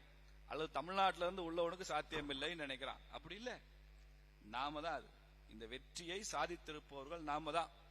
இஸ்ரோவினுடைய ஒரு புகழ்பெற்ற விஞ்ஞானி அவரை ஒரு முறை சந்திக்கும் போது சொன்னாரு, சமீபத்தில் இஸ்ரோவில் நடந்த அத்தனை சாதனைகளும் நம்ம நாட்டில் ஐஐடி மாதிரி இன்னும் மிகப்பெரிய பொறியியல் நிறுவனங்கள்ல படிச்ச பெஸ்ட் பிரெயின்ஸ் எல்லாம் இந்த நாட்டை விட்டு வெளியில் போயும் கூட நம்ம நாட்டிலே படிச்சு நம்ம நாட்டிலே பள்ளி படிப்பு கல்லூரி படிப்பு இங்கேயே ஆராய்ச்சி செய்த அடுத்த லெவல் விஞ்ஞானிகளை வைத்துத்தான் இந்த இஸ்ரோ இவ்வளவு பெரிய சாதனைகளை செய்திருக்கிறத தவிர இந்த நாட்டை விட்டு போனவனை வச்சுக்கிட்டு இல்ல. அப்போ ஒளிமயமான எதிர்காலம்னு போட்டிருக்கு இந்த நிகழ்ச்சிக்கு. ஒளிமயமான எதிர்காலம் உனக்கா இந்த தேசத்துக்கா? யாருக்கு ஒளிமயமான எதிர்காலம் வர வேண்டும் என்பதற்காக நீங்க நான் உட்கார்ந்துருக்கோம்? இந்த நாட்டுக்கு ஒளிமயமான எதிர்காலம் வரணுமா, இல்ல எனக்கு தனிப்பட்ட முறையில் எனக்கு மாத்திரம் ஒளிமயமான எதிர்காலம் வேண்டுமா, இல்ல எனக்கு ஒளிமயமான எதிர்காலம் கிடைக்கும் போது அது இந்த தேசத்திற்கான எதிர்காலமாகவும் இருக்க வேண்டும் என்பதற்காக வந்திருக்கோம். நாம் வளர வளர இந்த தேசமும் வளரணும், அதுதான் முக்கியம். அதனால இங்க முன்னால பேசினவங்க நிறைய தகவல் சொல்லியிருந்தா கூட எப்படி படிக்கணும், எப்படி முழிக்கணும், எப்படி எல்லாம் காலையில எந்திரிக்கணும், இதெல்லாம் பாண்டே அண்ணன் சொல்லியிருக்கிறாரு, காயத்ரி அக்கா சொல்லியிருந்தா கூட நான் உங்களுக்கு வாழ்க்கையில வெற்றி பெறுவதற்கு ஒளிமயமான எதிர்காலம் உங்களுக்கும் தேசத்துக்கும் கிடைப்பதற்கு ஒரு 5 விஷயங்களை மாத்திரம் கூறி நிறைவு செய்யலாம் நினைக்கிறேன். 5 விஷயம்தான். இந்த 5 விஷயமும் உங்க பாடத்திட்டத்தில் இல்ல. இந்த 5 விஷயமும் உங்களுக்கு தேர்வுல கேள்விகளாக வராது. இந்த 5 விஷயமும் நீ படிக்க வேண்டியதே இல்ல. அப்பாடா படிக்க வேண்டான்னு ஒரு மனுஷன் வந்து சொல்றாருன்னா எவ்வளவு மகிழ்ச்சியா இருக்கு. படிக்க வேண்டாம், நீ இதுக்காக உழைக்க வேண்டாம், இது பாடத்திட்டத்தில் இல்ல, தேர்வுல இல்ல, கேள்வித்தாள்ல இல்ல. ஆனால் இவைதான் உன்னை உண்மையிலே உயர்த்தும் என்பதில் எனக்கு எந்த சந்தேகமும் இல்லை. இதுதான் உன்னை உயர்த்தும், நிச்சயமாக இது உயர்த்தும். அந்த 5 விஷயங்களை சொல்லிவிடலாம். சொன்னதுக்கு அப்புறம் நான் கேள்வி கேட்பேன், 5 விஷயத்தை சொல்லு. யாராவது முதல் பாயிண்ட் என்ன சொன்னேன், 2வது பாயிண்ட் என்ன சொன்னேன் நான் கேட்கிறப்ப ஒவ்வொரு பள்ளி மாணவராக எழுந்து நின்று நீங்க முதல்ல சொன்னது இந்த கருத்து, 2வது சொன்னது இந்த கருத்துன்னு சொல்லணும். புரியுதா? சொல்லாட்டி என்ன செய்வீங்க அப்படின்னா வேற ஒண்ணும் செய்ய மாட்டேன், திரும்ப 1 மணி நேரம் பேசுவேன். அப்போ நீ சாப்பிட போறதுக்கு 2 மணி ஆயிடும். அப்புறமும் கேள்வி கேட்பேன், அப்புறமும் தெரியல என்ன ஆகும்? வேற வழி இல்லை, நான் ஊருக்கு கிளம்பி போயிடுவேன். நானே இருக்க முடியாது 2 மணி வரைக்கும். அதனால நல்லா கவனிச்சுட்டு வாங்க. முதல் விஷயம் எஜுகேஷன்ல நம்ம நாலெட்ஜுக்கு ரொம்ப முக்கியத்துவம் தர்றோம். K for knowledge. இப்போ மோடி ஐயா அவர்கள் பிரதமரா வந்ததுக்கு அப்புறம் இந்த தேசமே ஸ்கில் டெவலப்மெண்ட்டுக்குள்ள வந்துருச்சு. ஸ்கில்லுக்கு எஸ். ஆனா நிறைய கல்வியாளர்கள் என்ன சொல்கிறார்கள், ஒரு ஆட்டிடியூட் ஆஃப் தி ஸ்டூடெண்ட் ரொம்ப முக்கியம், ரொம்ப முக்கியம். ஆட்டிடியூட் தான் ஒரு மனுஷனை ரொம்ப உயரத்தில் கொண்டு போய் வைக்குது. அவன் என்ன ஆட்டிடியூடா ஒன்னொன்னையும் பார்க்கிறான் என்பதை பொறுத்து தான் அவனுடைய வளர்ச்சி இருக்கு. அது எப்படி ஆட்டிடியூட எப்படி செக் பண்றது? இப்ப நான் ஒரு கேள்வி கேட்கிறேன், அந்த கேள்விக்கு பெயினா பிளஷரா அது மாத்திரம் பதில் சொல்லணும். It shows your attitude. சரியா? பெயின் அப்படின்னு சொல்லணும், இல்லைன்னா பிளஷர் அப்படின்னு சொல்லணும். சரியா? இன்னைக்கு நீங்க எல்லாம் சினிமாவுக்கு போங்கன்னு சொல்றாங்க வீட்டுல, பெயின் ஆர் பிளஷர்? சத்தமா சொல்லணும், பாண்டே சொல்லக்கூடாது. சத்தமா சொல்லு, பெயினா பிளஷரா? பெயின்னா என்ன, பிளஷர் என்னன்னு தமிழ்ல சொல்லணுமா? அது ஒரு கஷ்டமா மகிழ்ச்சியான அர்த்தம். எல்லாம் இன்னைக்கு சினிமாவுக்கு போங்கப்பா, பெயின் ஆர் பிளஷர்? பிளஷர். இன்னைக்கு எல்லாரும் பிக்னிக் போங்கப்பா, பெயின் ஆர் பிளஷர்? நாளை காலைல மேத்ஸ் டெஸ்ட் இருக்குப்பா, பெயின் ஆர் பிளஷர்?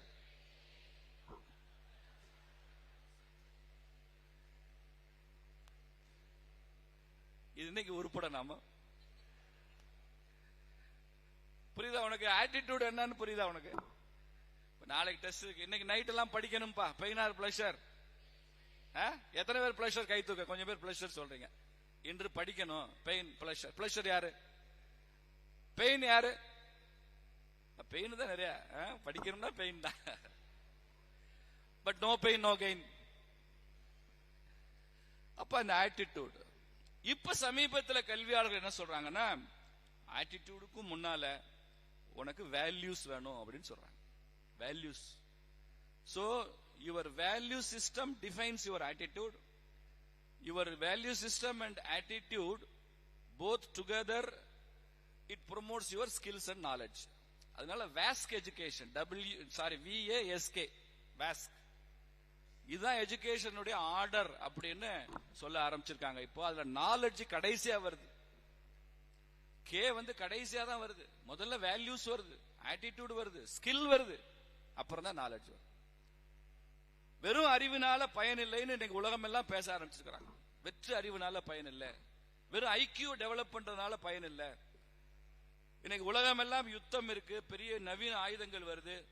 இந்த உலகத்தையே 100 முறை அழிக்கும் அளவிற்கு அணுகுண்டுகள் செஞ்சு வச்சிருக்கிறோம். You good destroy this world 100 times. அவ்வளவு அணுகுண்டுகள் செஞ்சு வச்சிருக்கோம். இது எல்லாமே ஐக்கியூ தான். அறிவு அதிகமாக வளர்ந்ததன் விளைவு தான் இதெல்லாமே.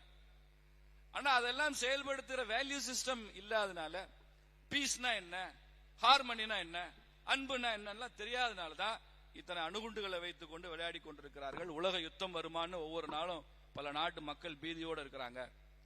அதனால நாலெட்ஜ் கடைசி தான். நம்ம நாட்டிலுமே நாலெட்ஜ் கடைசியா தான் வச்சிருந்தாங்க. நான் சொல்கிற சில இந்த 5 வேல்யூஸ் மாத்திரம் நீங்க கடைபிடிக்க முயற்சி செய்யுங்கள். வாழ்க்கையில் உயரத்தை தொடலாம். 1, ரெஸ்பெக்ட் யுவர் பேரண்ட்ஸ். இதுதான் நான் சொல்ற முதல் வேல்யூ. இது பாடத்திட்டத்தில் இல்ல, பரீட்சையில வராது, கேள்வி கேட்க மாட்டாங்க. இதுக்கு நீங்க மெனக்கெட வேண்டாம். பெற்றோர்களை மதிக்க கற்றுக்கொள்ளணும். பெற்றோர்களை மதிக்க கற்றுக்கொள்ளணும்னா பெற்றோர் மாத்திரம் தான் கை தட்டுறான். பிள்ளைங்க யாருமே கை தட்ட மாட்டேங்குது. பசங்க எல்லாமே தட்டு கை தட்டு, பெற்றோர்களை மதிக்கணும்னு சொல்றது கை தட்டு பார்க்கலாம். பெற்றோர்களை மதிக்கணும். இதுக்கு ஒண்ணு பெரிய சயின்டிபிக்கா இதை விளக்க வேண்டிய அவசியம் இல்லை. பாண்டே சொன்னது மாதிரி நாம் நன்றாக இருக்க வேண்டும் என்று நினைப்பவர்கள் பெற்றோர்கள் தான். அவர்களை விட நாம் அதிக உயரத்துக்கு போனா உலகத்திலே 2 பேர் தான் சந்தோஷப்படுவானா. அப்பா அம்மாவும் நமக்கு சொல்லிக் கொடுத்த ஆசிரியர்கள் தான் சந்தோஷப்படுவாங்க. தனது மாணவன் தன்னை விட உயரத்துல போயிட்டான். வாத்தியார் செகண்ட் கிரேட் டீச்சரா இருப்பாரு, பையன் காலேஜ் யூனிவர்சிட்டி ப்ரொஃபஸரா இருப்பான், சந்தோஷப்படுவார். நம்ம பையன் நம்மளோட உயரத்துல போயிட்டான். ஆசிரியருக்கு மாணவன் மேல பொறாம இருக்காது, பெற்றோர்களுக்கு பிள்ளைங்க மேல பொறாம இருக்காது. அதனால ரெஸ்பெக்ட் யுவர் பேரண்ட்ஸ். நம்ம நாட்டினுடைய பண்பாட்டுல பெற்றோர்களை மதிப்பதற்கு மிக மிக அதிகமான முக்கியத்துவம் கொடுத்திருக்கிறாங்க. பெற்றோர்களை கடவுள் என்றே சொல்லி இருக்கிறாங்க. அன்னையும் பிதாவும் முன்னறி தெய்வம். தமிழ்ல நீங்க தெலுங்குல போனீங்கன்னா தெலுங்கு இலக்கியத்துல அதே மாதிரி ஒரு வார்த்தை இருக்கும். வடக்க போனீங்கன்னா மாத்ரு தேவோபவ, பித்ரு தேவோபவ, அப்பா தெய்வம் அம்மா தெய்வம். இந்த கருத்துக்கள் காஷ்மீர்ல இருந்து கன்னியாகுமரி வரைக்கும் இருக்கு. எல்லா மொழியிலும் இருக்கு. வங்க மொழியிலையும் அம்மா அப்பா தெய்வம் தான், அஸ்ஸாம்லயும் அம்மா அப்பா தெய்வம் தான், குஜராத்திலயும் அம்மா அப்பா தெய்வம் தான். உருது, அரபி, இங்கிலீஷ் அதுல இருக்காது. ஏன்னா அவங்களுடைய சிஸ்டம் வேற. இந்தியாவில் இருக்கக்கூடிய எல்லா மொழிகளிலும் அம்மாவும் அப்பாவும் தெய்வம் என்ற வார்த்தைகள் எல்லா மொழியிலும் இருக்கு. உங்களுக்கு மகாபாரதம் வாசிச்சீங்கன்னா யக்ஷ பிரசன்னம்னு ஒரு இடம் வரும். பாண்டவர்கள் போய் நச்சு பொய்கையில தண்ணீர் குடிச்சு இந்த 4 தம்பிகளும் செத்து போறான். தர்மம் மாத்திரம் தான் மிச்சம் இருக்கான். பீமன், அர்ஜுனன், நகுலன், சகாதேவன் 4 பேரும் செத்து போறாங்க. அப்ப யக்ஷன் தோன்றுகிறான். தர்மன் அவர்கிட்ட கேட்கிறாரு, என் தம்பிகளுக்கு உயிர் கொடுத்து கொடு அப்படின்னு கேட்கிறாரு. அப்ப யக்ஷன் சொல்றான், நான் கேட்கிற கேள்விக்கெல்லாம் நீ பதில் சொல்லிட்டேன்னா உன் 4 தம்பிகளையும் உயிரோட உனக்கு அனுப்பிச்சுறேன். ஆனா எல்லா கேள்விக்கும் நீ பதில் சொல்லணும் அப்படின்னு நிபந்தனை விதிக்கிறாரு. தர்மன் சரிங்கிறான். நீங்க யக்ஷ பிரசன்னம்னு கூகுள்ல போய் சர்ச் பண்ணுங்க. அது ரொம்ப விலாவாரியா, அது இப்ப வேலுக்குடி கிருஷ்ணன் மாதிரி உள்ளவங்களும் அதை பத்தி மணிக்கணக்கா பேசியிருக்காங்க. நீங்க நேரம் இருந்தா கேளுங்க. எக்ஸாம் முடிச்சிட்டு லீவ்ல கேளுங்க. இப்ப கேட்க சொன்னீங்க, இன்னைக்கே போய் கேட்டுட்டு அதுல நாங்க டைம் வேஸ்ட் பண்ணிட்டோம் சொல்லக்கூடாது. அந்த யக்ஷ பிரசன்னத்துல நிறைய கேள்விகள்ல ஒரு கேள்வி வருது, இந்த பூமியை விட பெரியது எது தர்மா அப்படின்னு யக்ஷன் கேட்கிறார். இந்த பூமியை விட பெரியது எது? தர்மன் ஒரு வினாடி கூட யோசிக்கலையா. அவன் சொல்றான், இந்த பூமியை விட பெரியவள் என் தாய் அப்படின்னு சொல்றான் தர்மன். பூமியை விட பெரியவள் யாரு? என் தாய். அடுத்த கேள்வி கேட்கிறார் யக்ஷன், இந்த ஆகாயத்தை விட உயர்ந்தது யாது அப்படின்னு கேட்கிறார். இந்த ஆகாயத்தை விட உயர்ந்தவர் யார்? அதற்கும் தர்மன் வினாடி கூட தாமதிக்கல. இந்த ஆகாயத்தை விட உயர்ந்தவர் என் தந்தை அப்படின்னு சொல்றான். அப்போ நம்ம நாட்டினுடைய பாரம்பரியமான இந்து கண்ணோட்டத்துல, இந்து தர்மத்துல ஒரு தாய் என்பவள் பூமியை விட பெரியவள், ஒரு தந்தை என்பவன் ஆகாயத்தை விட உயர்ந்தவன் என்று சொல்கிற இந்த மரபு இருக்கிறதே, இது நம்ம என்றென்றும் ஒளிமயமான எதிர்காலத்திற்கு எடுத்து செல்லும். பெற்ற தாயையும் நமக்கு நம்முடைய தந்தையும் என்னைக்குமே போற்றுகிற ஒரு இடத்துல தான் நீங்க இருக்கணுமே தவிர, அவங்க மனம் நோக பேசுவதோ, அவங்க மனம் வலிக்கிற மாதிரி நடந்து கொள்வதோ, அவங்க பேச்சை மீறி ஏதாவது செய்வதோ இது என்னைக்குமே செய்யக்கூடாது. பரீட்சை அன்னைக்கு அப்பா அம்மா காலில் விழணுன்றது ரொம்ப முக்கியம். உங்க பண்டிகை நாள் அன்னைக்கு, உங்க பிறந்த நாள் அன்னைக்கு, எல்லா நல்ல நாளுக்கும் வைகரை யாமம் துயில் எழுந்து தமிழ் பாட்டு இருக்கு. வாய்ப்பின் தந்தை தாய் தொழுதெழுது அப்படின்னு தமிழ் புலவர் சொல்றார். வைகரை யாமத்துல துயில் எழணும்னு சொல்லிட்டு அடுத்த வரி வாய்ப்பின் தந்தை தாய் தொழுதெழுது. ஏன் வாய்ப்பின்னு சொன்னாருன்னா, எல்லாருக்குமே அப்பா அம்மா இருக்க மாட்டாங்க, கொஞ்சம் வயசானவங்க இறந்து போயிருப்பாங்க, அல்லது அப்பா அம்மா இருந்தாலும் ஊர்ல இருப்பாங்க, இவர் இன்னொரு ஊர்ல இருப்பாரு. அதனால வாய்ப்பு இருந்தா ஒவ்வொரு நாளுமே கூட தந்தை தாய் தொழுது எழணும்னு தமிழ் சொல்லுது, தமிழ் கூறுகிறது. அதனால அப்பா அம்மா ரொம்ப முக்கியம். பல வீடுகளில் நான் போய் பார்க்கிறேன், ஒரு பெரிய சினிமா ஹீரோ படத்தை மாட்டி வச்சிருக்கிறான் வீட்டுல. அதுல எழுதியிருக்கிறான், உடல் மண்ணுக்கு உயிர் அவருக்கு. யாருக்கு? அந்த சினிமா ஹீரோக்கு உயிர் அவருக்கு அப்படின்னு எழுதி வச்சிருக்கான். நான் கேட்டேன், என்னடா உடல் மண்ணுக்கு உயிர் இதுக்குன்னு எழுதியிருக்கிற, அப்புறம் உங்க அப்பா அம்மாக்கெல்லாம் என்னடா கொடுப்ப அப்படின்னு கேட்டேன். அவங்க அப்பா கோவமா அவங்க அப்பா பதில் சொன்னார். அவன் பதில் சொல்ல, அவங்க அப்பா பதில் சொன்னாரு, நான் செத்து போனா எங்களுக்கு மொட்டை அடிப்பான் சார் அப்படின்ட்டு அந்த அந்த தலைமுடிக்கு ஒரு பேர் சொல்லுவேன், பச்சையா கொச்சையா, அந்த பேரை சொன்னார் அவர். உடல் மண்ணுக்கு உயிர் அவனுக்கு, மயிர் தான் எங்களுக்கு அப்படின்னார். வேற என்ன செய்வார்? அப்ப பாருங்க, அவனுக்கு தன் தந்தை ஒரு ஹீரோவா தெரியவே இல்லை. எந்த பொண்ணுக்கும் தன் தாயை ஒரு கதாநாயகியா பார்க்க முடியல. நமக்காக எல்லா சிரமம் படுறவங்க தந்தையும் தாய் தான். நீ வீட்டுல வச்சு கொண்டாடுற சினிமா ஹீரோவுக்கு உனக்கு தலைவலிக்குதா, காய்ச்சலா, உனக்கு பசிச்சதா, நீ ராத்திரி எத்தனை மணிக்கு தூங்குவ, எத்தனை மணிக்கு உனக்கு பசிக்கும், எதுவும் தெரியாது. உனக்கு உடம்பு சரியில்லாதப்ப கூட 10 நாள் பாத்துக்கிட்டதெல்லாம் உங்க அம்மா தான். சின்ன பிள்ளையில உனக்கு உடம்பு சரியில்லைன்னு உங்க அம்மா பத்தியம் கடந்தாதான் தாய்ப்பால் அந்த பத்திய மருந்து உனக்கு அது நோய் குணமாகும். எதுவுமே சம்பந்தம் இல்லாத சினிமாக்காரனை கொண்டாடுகிற இந்த தமிழ்நாடு, அதுல இருந்து மீளணும்னா அப்பாவை அம்மாவையும் நீங்க ஹீரோவா நினைங்க. அதுக்கப்புறமா தமிழ்நாட்டுடைய அரசியல் அப்பா அம்மா ஹீரோவா நினைங்க. அந்த இடத்துக்கு வாங்க. நீ தலையில போடுற ஷாம்புல இருந்து உன் காலில் போடுற செருப்பு வரைக்கும் அத்தனை உங்க அப்பா அம்மாவோட உழைப்பு, வேர்வை, தியாகம், கண்ணீர், ரத்தம், அவ்வளவு உழைப்பு. நான் ஒரு பேரண்ட்ஸ் டீச்சர்ஸ் மீட்டிங் போனேன் அருப்புக்கோட்டையில. கல்லூரியில அவங்களுடைய 2 பொண்ணுங்களும் கல்லூரியில படிக்கிறாங்க. ஒரு அம்மா அழுதுட்டே சொல்றாங்க, எங்க வீட்டுக்காரரு மில்லுல வேலை செய்யறாரு, நைட் டியூட்டி, பகல்லையும் இன்னொரு பேங்க்ல வாட்ச்மேனா பகல் டியூட்டி பாக்குறாரு. ஒரு நிமிஷம் கூட எங்க வீட்டுக்காரர் தூங்குறது இல்லைங்க இந்த 2 பையங்களுக்காக அப்படின்னு சொல்றார். பாண்டே அவர்கள் விடைபெறுகிறார். ஒரு கரவொலியோட நம்ம அவர் அனுப்பிச்சு வைப்போம்.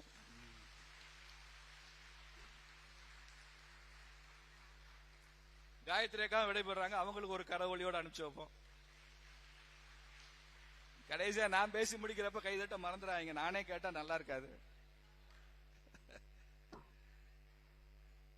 பகல்லையும் வாட்ச்மேன் வேலை பேங்க்ல, இரவுலையும் ஒரு மில்லுல நைட் வாட்ச்மேன். 24 மணி நேரமும் எப்ப தூங்குவாருன்னு கேட்டேன். அப்படியே அந்த சேர்ல உட்காந்து நைட்ல அப்படியே சொக்கி சொக்கி தூங்கிக்குவாரு. ஏம்மா இப்படி? சார் எங்களுக்கு 2 பொண்ணுங்க,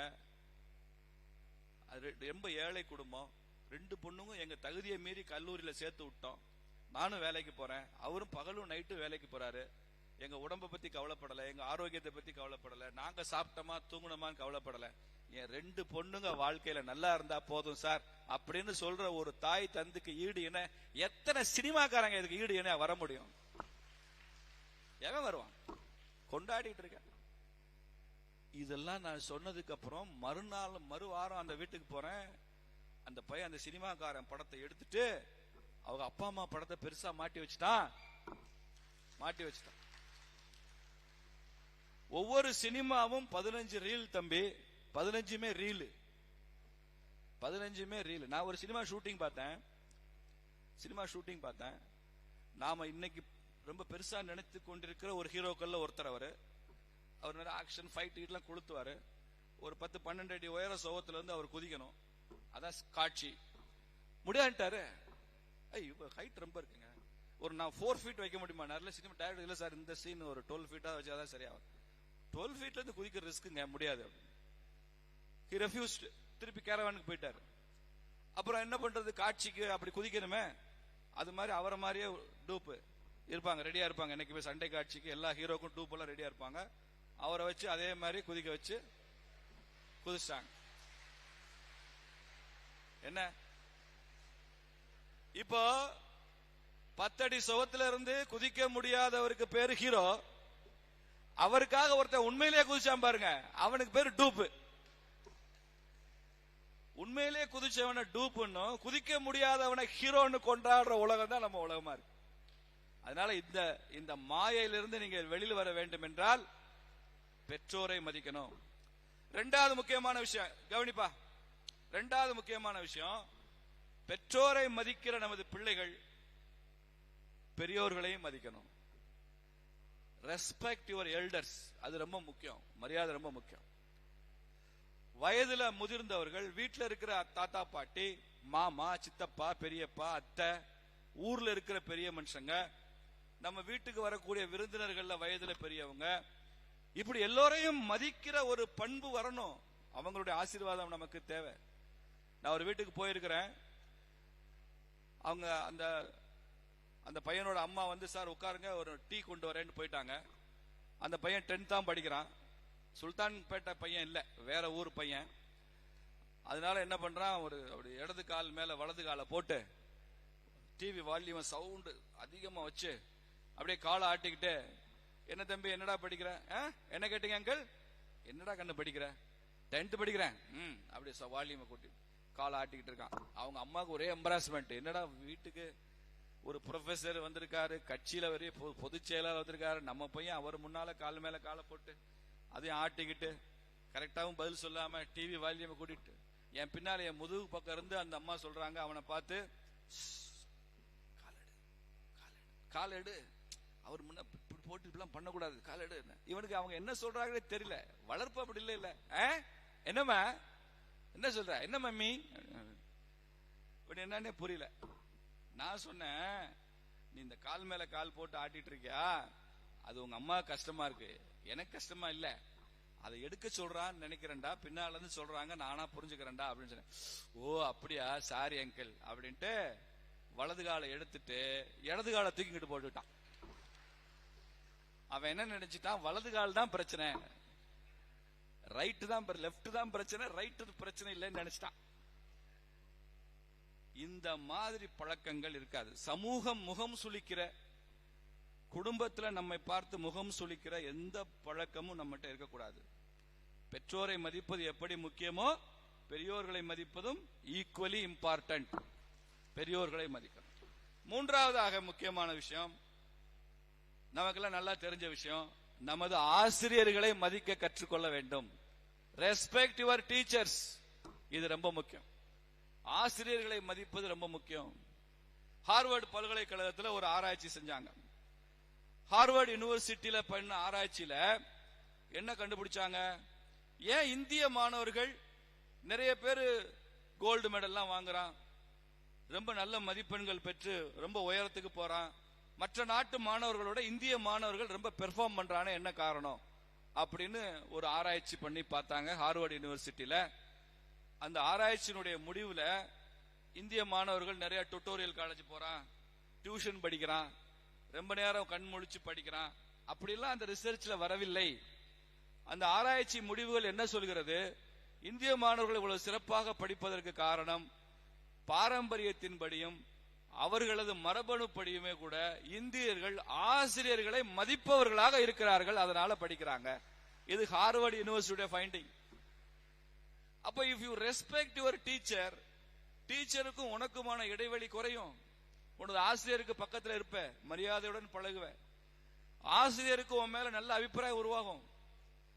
அவங்க உனக்கு என்னெல்லாம் வேணுமோ அதெல்லாம் சொல்லி கொடுப்பாங்க. ஆசிரியரை குறை சொல்கிற எந்த மாணவனும் முன்னுக்கு வர முடியாது. இப்ப பல இடங்கள்ல பாக்குறேன், வீட்டுல போய் டீச்சர்ஸ் பத்தி என்ன வேணாலும் சொல்லலாம், பேரண்ட்ஸ் அதை அலோவ் பண்றாங்க. எங்க டீச்சர் சரியில்லை, எங்க டீச்சர் இப்படி சொல்லிட்டாங்க சொல்றது மாத்திரமில்ல, மறுநாள் அந்த அம்மா வீட்டு கோவமா ஸ்கூலுக்கே வருது டீச்சரோட சண்டை போடுறதுக்கு. மறுபடியும் சொல்றேன், இதெல்லாம் சுல்தான்பேட்டையில் இல்ல, நான் வேற வேற ஊர்ல நடக்கிறத சொல்றேன். நான் வருது, என் பையனை எப்படி அப்படி சொல்லலான்னு கேக்குது.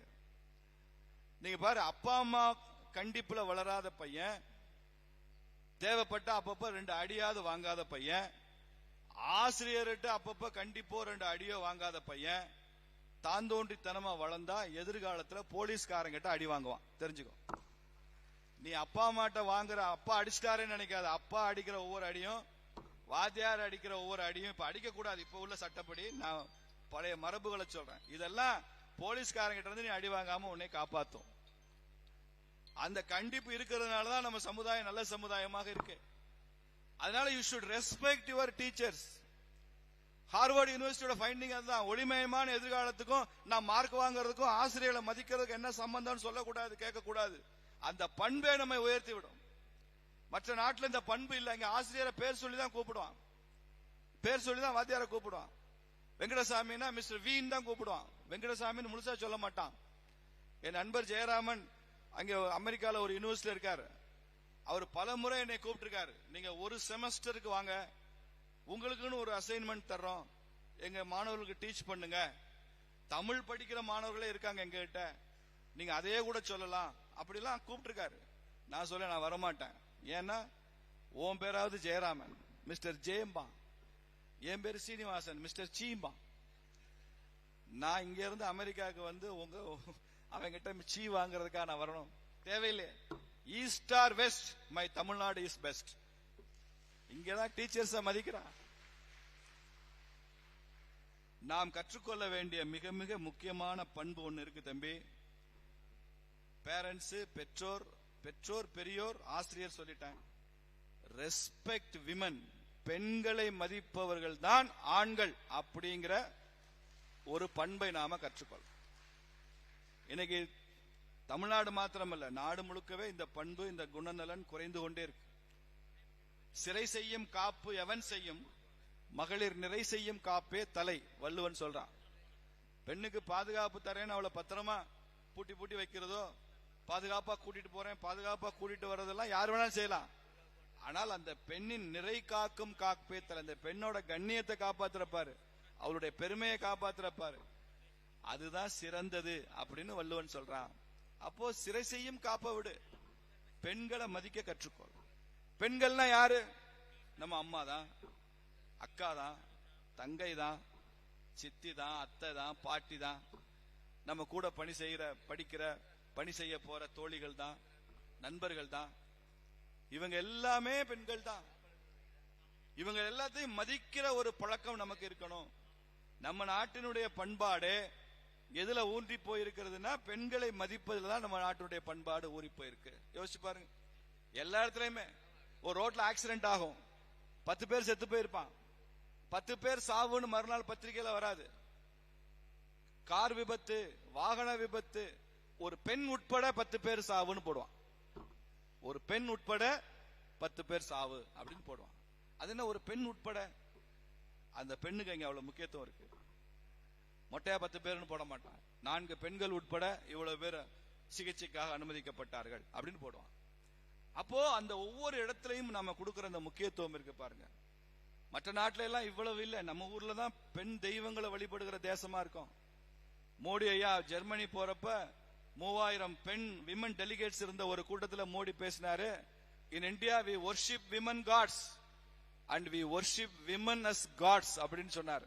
3000 பேர் எழுந்து நின்று கை தட்டினாங்க. இந்தியாவில் நாங்கள் பெண் தெய்வங்களை வழிபடுகிறோம், பெண்களையும் தெய்வமாகத்தான் நாங்கள் பார்க்கிறோம் அப்படின்னு சொன்ன அந்த சொல்லு இருக்குல்ல, இந்த கருத்தே அவங்களுக்கு புதுசு ஜெர்மனில. ஏன்னா அவங்க நாட்டுல கடவுள் பெண்ணா இருக்க முடியும்னு அவங்க நினைச்சு கூட பார்க்க முடியாது. காட் தி ஃபாதர் தான் இங்க எல்லாமே. காட் தி ஃபாதர், இங்க காட் தி மதர் ஆல்சோ. இந்தியால, அமெரிக்காவில் அவன் நாட்டை ஃபாதர் அமெரிக்கான்னு தான் சொல்றான், ரஷ்யால ஃபாதர் ரஷ்யான்னு சொல்லுவான், ஜெர்மனில ஃபாதர் ஜெர்மனின்னு சொல்லுவான். இந்தியாவில் தான் இது ஃபாதர் இந்தியா இல்லைங்க, மதர் இந்தியான்னு சொல்றது நம்ம தேசம் தான். இங்கே நதிகள் பெண்கள், மலைகள் பெண்கள், மொழிகள் பெண்கள், இயற்கை பூமி தாயே பெண்ணாக பார்க்கிறோம். நீராறும் கடல் உடுத்த நிலமடந்தைக்கு எழில் ஒழுகும்னு பெண்ணாக வர்ணிச்சுதான் தமிழ் தாய் வாழ்த்தே பாடுறாரு. தமிழை தாயாகத்தான் சொல்றோம். காவிரி நதி போகுது, சும்மா காவிரி சொல்றது இல்ல, காவிரி தாய் அப்படின்னு சொல்றோம். அப்போ இதெல்லாம் பெண்ணுக்குரிய முக்கியத்துவம், பெண்ணுக்கு இருக்கிற பெருமை, இதெல்லாம் புரிந்து கொண்டு நாம அப்படி மதிக்கணும். அதனால சும்மா கிண்டல் பண்றது, கேலிக்கு ஏதோ பேசுறது, உங்க குழந்தைங்களை உங்க பசங்களை வீட்டுல வளரும் போதே அக்காவை மதிச்சு பழகணும்டா, தங்கச்சி நம்ம பாப்பா நீ தான் பார்த்துக்கணும்னு சொல்லுங்க. நம்ம சொந்தக்கார பொண்ணு நீ தான் அந்த பொண்ணுக்கு உதவியா இருக்கணும், எப்பயும் ஆறுதலா இருக்கணும், அந்த பிள்ளைகிட்ட மரியாதையா பழகணும். இந்த மாதிரி நல்ல குணங்களை நீங்க சொல்ல சொல்ல சொல்ல பெண் என்பதாலேயே அவர்களை மதிக்கணும்ன்ற எண்ணம் ஆணுக்கு வரும். இந்த எண்ணத்தை உருவாக்க வேண்டியது முக்கியம். இது ஆண்களுக்கு மாத்திரமல்ல, பெண்களுமே யூ ஷுட் ரெஸ்பெக்ட் விமன். பெண்கள் தங்களை தாங்களே மரியாதை செய்து கொண்டால்தான் ஆண்கள் பெண்கள்ட்ட இருந்து மரியாதை எதிர்பார்க்க முடியும். அதையும் நீங்க புரிஞ்சுக்கணும். நான்காவது விஷயம், 4 சொல்லிட்டேனா இல்லையா? முதல்ல என்ன சொன்ன? முதல் பாயிண்ட் என்ன சொன்ன? முதல் பாயிண்ட் என்ன சொன்ன? Respect your parents. ரெண்டாவது பாயிண்ட் ரெஸ்பெக்ட் எல்டர்ஸ். மூணாவது பாயிண்ட் ரெஸ்பெக்ட் டீச்சர்ஸ். நாலாவது point respect women. Respect women, இது நாலாவது பாயிண்ட். அஞ்சாவது point respect your Bharat Mata, your country.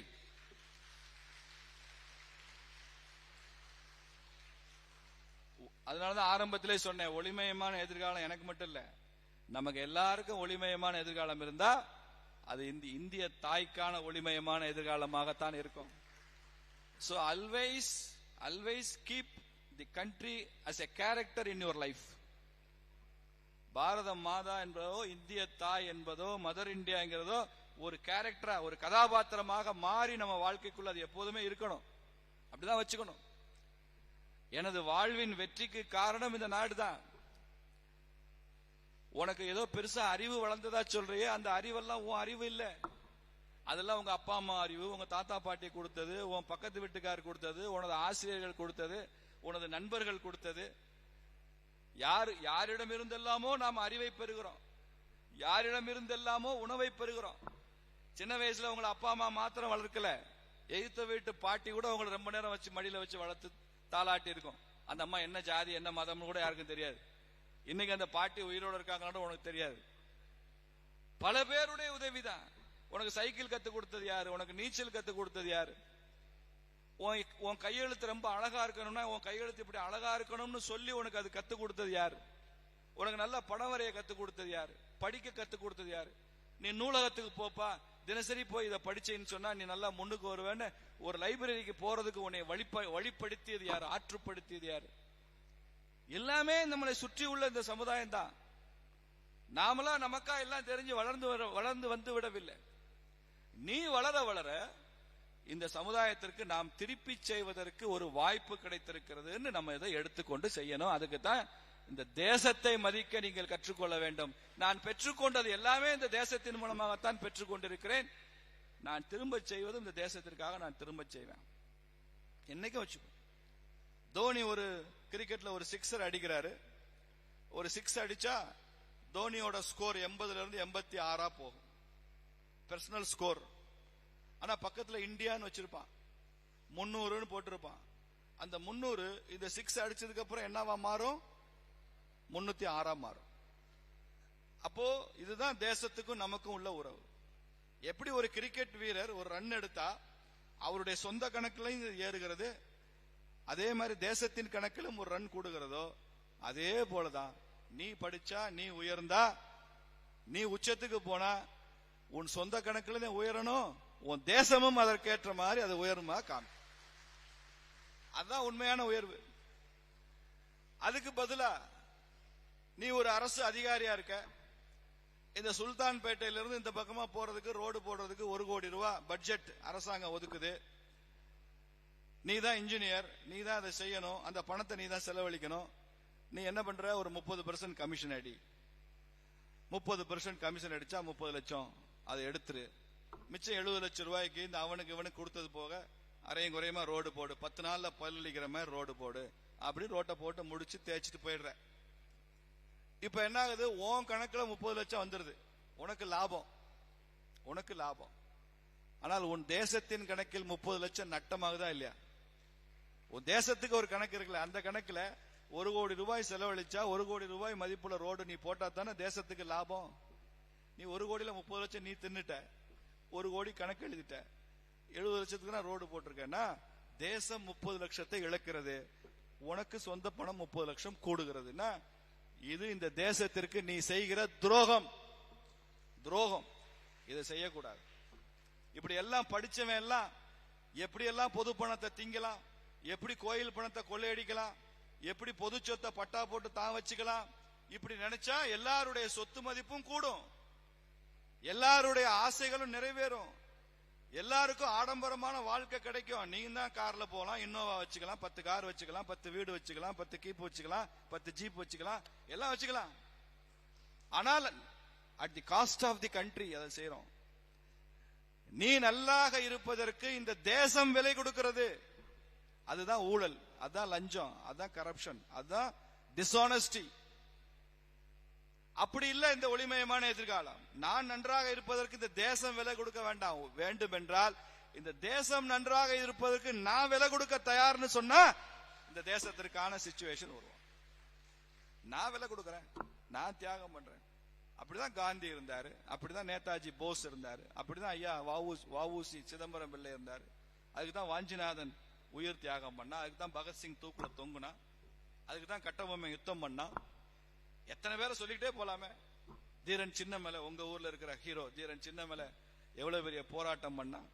தன்னை காவு கொடுத்து தன் உயிரை பலி கொடுத்து தேசத்திற்காக நான் ஒரு விலை கொடுத்து நாட்டை உயர்த்துவேன் என்று நிற்பவர்களைத்தான் இந்த சமுதாயம் என்றென்றும் நினைவில் வைத்திருக்கோம். கொள்ளை அடிச்சுட்டு போய் பணத்தை பேங்க்லயோ போட்டு கருப்பு பணம் வச்சு என்னைக்குடா இடி ரைடு வரும், என்னைக்கு இன்கம் டாக்ஸ் ரைடு வரும் பயந்துட்டு இருக்கிறவன வரலாறு காரி தூணு துப்பிட்டு போயிடும். வரல. அந்த உயர்ந்த இடத்துல நீங்க இருக்கணும். கடைசி அதான், தேசம் தான் ரொம்ப முக்கியம். நாம் செய்வது எல்லாமே தேசத்துக்காக. சுத்தி இருக்கிற சகோதரர்கள் எல்லாம் வறுமையில் இருப்பான், அவன் ஏழ்மையில் இருப்பான், நான் மாத்திரம் உயர்ந்துட்டு போறேன்னு அர்த்தம் இல்லை. இந்தியாவில் சொல்றாங்க, நிறைய வெளிநாடுகள்ல ஒரு எம்எஸ்சி எங்க படிக்கலாம், ரிசர்ச் எங்க படிக்கலாம், இந்த மாதிரி தகவல் வந்தா, விளம்பரம் வந்தா அதை வாசிக்கிற மாணவன் பக்கத்துல யார்ட்டையுமே ஷேர் பண்ண மாட்டானோ, அவன் மாத்திரம் தான் முயற்சி பண்ணான். அவர் சொல்கிறார், இந்தியாவில் நான் பார்த்திருக்கேன், இந்த மாதிரி ஒரு செய்தி வந்தா இந்திய மாணவர்கள் அவர்கள் மாத்திரம் அதற்கு மனு செய்வதில்லை, அவர்களுடன் கூட இன்னும் ஒரு 10 பேரையாவது அப்ளிகேஷன் போட வைக்கிறான் இந்திய மாணவன். நான் வளர்றேன், என் கூட உள்ளவனும் வளரணும், அதான் அவனுக்கு ஆசை. தான் நான் மாத்திரம் வளர்றது இல்லை. இந்த எண்ணம் நமக்கு ரத்தத்தில் இருக்கு, நம்ம டிஎன்ஏல இருக்கு. நான் வளரும் போது என்னை சுற்றி உள்ளவர்கள் வளரணும். ஒருத்தர் போய் உச்சாணி கொம்புல ஒரு வேலை வாய்ப்புல அமர்ந்துருவாரு. இன்னைக்கும் பாருங்க, வெளிநாட்டுல துபாயில எனது நண்பர் இருக்காரு. அவர் ஊர்ல இருந்து எல்லாரும் அந்த ஊர்ல வேலை கூட்டு போறாரு. அவன் படிச்சவனா அதுக்கேத்த மாதிரி வேலை, அவன் படிக்காதவனா அதுக்கேத்த மாதிரி வேலை. இங்க ஊர்ல பால் பண்ண வச்சிருந்தா ஒருத்தர், அங்க வா, அங்க ஒரு கோட் ஃபார்ம் இருக்கு, அந்த கோட் ஃபார்ம்ல நீ மில்கிங் பாத்துக்கோ அப்படின்னு சொல்லி அங்க கூட்டு போயிட்டு அவன் இங்க மாட்டுல பால் கறந்தவன் அங்க ஆட்டுக்குட்டியில இப்ப பால் கறந்துட்டு இருக்கான். இப்படி ஒரு 60-70 பேர் அந்த பகுதியில் உள்ளவங்க எல்லாம் அவங்க சொந்தக்காரங்க தெரிஞ்சவங்க அந்த ஊருக்காரங்க எல்லாம் கூட்டு போய் வேலை கொடுத்துட்டா இன்னைக்கு அந்த 60-70 வீடுகள்ல என்ஆர்ஐ அக்கௌண்ட் இருக்கு, பணம் நல்லாவே வருது, அப்பா அம்மா எல்லாம் வசதியா இருக்காங்க, அந்த பிள்ளைங்களுக்கு எல்லாம் கல்யாணம் பண்ணி வைக்கிறான். அப்போ இந்த ஷேர் பண்ணிக்கிறது, நான் உயரும் போது என்னை சுற்றி மற்றவர்களும் உயரும் என்று நினைப்பது, இதெல்லாம் இந்திய மாணவர்களுக்கு இந்திய குடும்பங்கள்ல மிக எளிதாக கைகூடும். அதனால உங்கள் அனைவருக்கும் நீங்கள் வாழ்க்கையில் வெற்றி பெற எனது வாழ்த்துக்கள். உங்களுக்கு ஒளிமயமான எதிர்காலம் வருவதற்கு வாழ்த்துக்கள். அதற்கான உழைப்பும் முயற்சியும் அதற்கான இந்த பண்பாட்டு தகவமைப்பு தான் நமக்கு முக்கியமே தவிர வெற்றி என்பது சுலபத்தில் நமக்கு கைகூடி வந்துடும். அது இன்னைக்கு இந்தியா மாதிரி தேசம் வளர்ந்து வர்ற வேகத்தை பார்த்தா உலகம் எங்கேயோ போயிட்டு இருக்கு. இன்னைக்கு உலகம் எல்லாம் ஐடினா இந்தியர்கள் தான் உலகம் எல்லாம் ஐடி கோல வச்சுறாங்க. நரேந்திர மோடி போய் சொல்றாருல, உலகத்துல போய் இனிமே ஐடினா இன்ஃபர்மேஷன் டெக்னாலஜின்னு சொல்லாதீங்கிறார் மோடி. ஐடினா இன்ஃபர்மேஷன் டெக்னாலஜின்னு சொல்லாதீங்க, உலகத்துல இருக்கிற ஐடி இன்ஜினியர்ஸ் எல்லாருமே இந்தியன்ஸ் தான், அதனால இனிமே ஐடினா இந்தியன் டேலண்ட்னு சொல்லுங்க அப்படின்னு சொல்றாரு. இந்தியன் டேலண்ட் அவ்வளவு கொட்டி கிடக்குதுங்க. எனக்கு இந்தியர்கள் இல்லைன்னா நிறைய நாடுகள்ல சர்ச்சை இயங்காது, கிறிஸ்தவ தேவாலயங்கள் இயங்காது. நம்ம ஊர்ல இருந்து பாதிரியார்களும் கன்னியாஸ்திரிகளும் போய் தான் அந்த சர்ச்சையை இயக்கிட்டு இருக்காங்க. அவ்வளவு வயசாச்சு அங்க இருக்க, யாரும் வர்றதில்லை அங்கெல்லாம். எனக்கு இந்தியர் இல்லை என்றால் வளைகுடா நாடுகள் இயங்கவே இயங்காது. அங்கெல்லாம் எந்த வேலைக்கு ஆள. நீங்க இந்தியர்களை நாங்கள் திரும்ப பெறுகிறோம்னு இந்திய அரசாங்கம் அறிவிச்சா, வளைகுடா நாடுகள்ல இருந்து மாத்திரம் இந்தியர்கள் திரும்பி வந்துட்டா, அரேபியால இருந்து, துபாயில இருந்து, பஹ்ரைன்ல இருந்து ஈரான், ஈராக் எல்லாம் அப்படியே ஸ்தம்பிச்சு போகும். ஏன்னா அது entire country depends on Indian human resources. அவ்வளவு வளம் பொருந்திய ஒரு தேசமாக இருக்கு. இவ்வளவு குழந்தைகள், இவ்வளவு இளைஞர்கள் உலகத்தின் எந்த தேசத்திலும் இல்லை, எந்த தேசத்திலும் இல்லை. இவ்வளவு பேரு. நீங்க சராசரி ஜப்பான்காரனுக்கு சராசரி வயது 50-52 தாண்டி போயிடுச்சு. சராசரி யூரோப்பியனுக்கு 45 வயசுக்கு மேல போயிடுச்சு சராசரி வயசு. அமெரிக்கால சராசரி வயசு 38-40க்கு போயிடுச்சு. சீனாக்காரனுக்கு சராசரி வயசு 33-34க்கு போயிடுச்சு. இந்தியாவில் தான் இன்னும் இந்தியர்களின் சராசரி வயது 27-28ல நிற்கிறது. அந்த அளவு இளைஞர்கள் அதிகமாக இருக்கிற நாடு இந்த நாடு. இவ்வளவு இளைஞர்களை நாம எப்படி கட்டுக்குள்ள வைக்க போறோம், எப்படி கட்டுப்படுத்த போறோம், எப்படி இதை கொண்டு செலுத்த போறோம், இதெல்லாம் இன்னைக்கு இருக்கிற பெரிய சவால். இது வெறும் கல்வியினால மாத்திர முடியாது, வேலை வாய்ப்பினால மாத்திர முடியாது. நமக்கென்று இருக்கிற வேல்யூ சிஸ்டம், அதை வலுப்படுத்தணும். குடும்பங்கள்ல பெற்றோர்கள் இதுக்கு ரொம்ப முக்கியத்துவம் கொடுத்து நீங்கள் அதை கொண்டு செலுத்தணும். ஒரு பையன் நல்ல பையனா வந்துட்டான்னா, ஒரு பொண்ணு நல்ல பொண்ணா வந்துட்டா, அதுக்கப்புறம் அந்த அப்பா அம்மாக்கு எந்த பத்தி கவலையுமே இல்லை, அதை பத்தி கவலையே இல்லை. எப்ப ஒரு தாய் சந்தோஷப்படுவான்னு குரல்ல சொல்லுது, தன் மகனை சான்றோன் என கேட்ட தாய், அப்படிதான் சொல்லு. ஈன்ற பொழுதும் பெரிதுவக்கும்.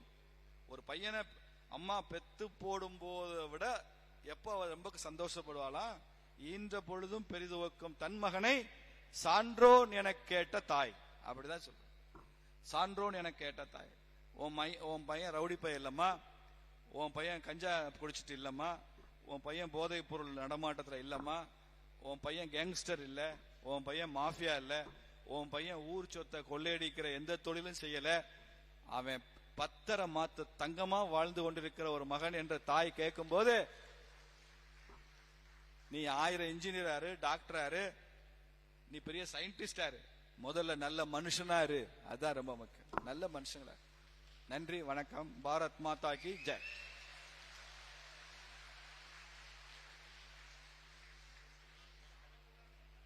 மாணவர்களுக்கு ஏதாவது சந்தேகம் இருந்தால் அவரிடம் கேட்டு, தன்னுடைய சிறப்பான பேச்சால் நம்ம எல்லாம் இவ்வளவு நேரம் கட்டி போட்டு கேள்விகளுக்கு தவறான பதிலை சொன்னால் மீண்டும் 1 மணி நேரம் பேசுவோம் என்ற அந்த வாய்ப்பையும் நமக்கு கொடுத்து நம்மை பல வழிகளே ஊக்கப்படுத்திய திரு ராம ஸ்ரீனிவாசன் ஐயா அவர்களிடம் மாணவர்களுக்கு ஏதாவது சந்தேகம் இருந்தால் தங்களுடைய கேள்வியை கேட்கலாம், அவர் அதற்கான பதிலை கொடுப்பார்கள்.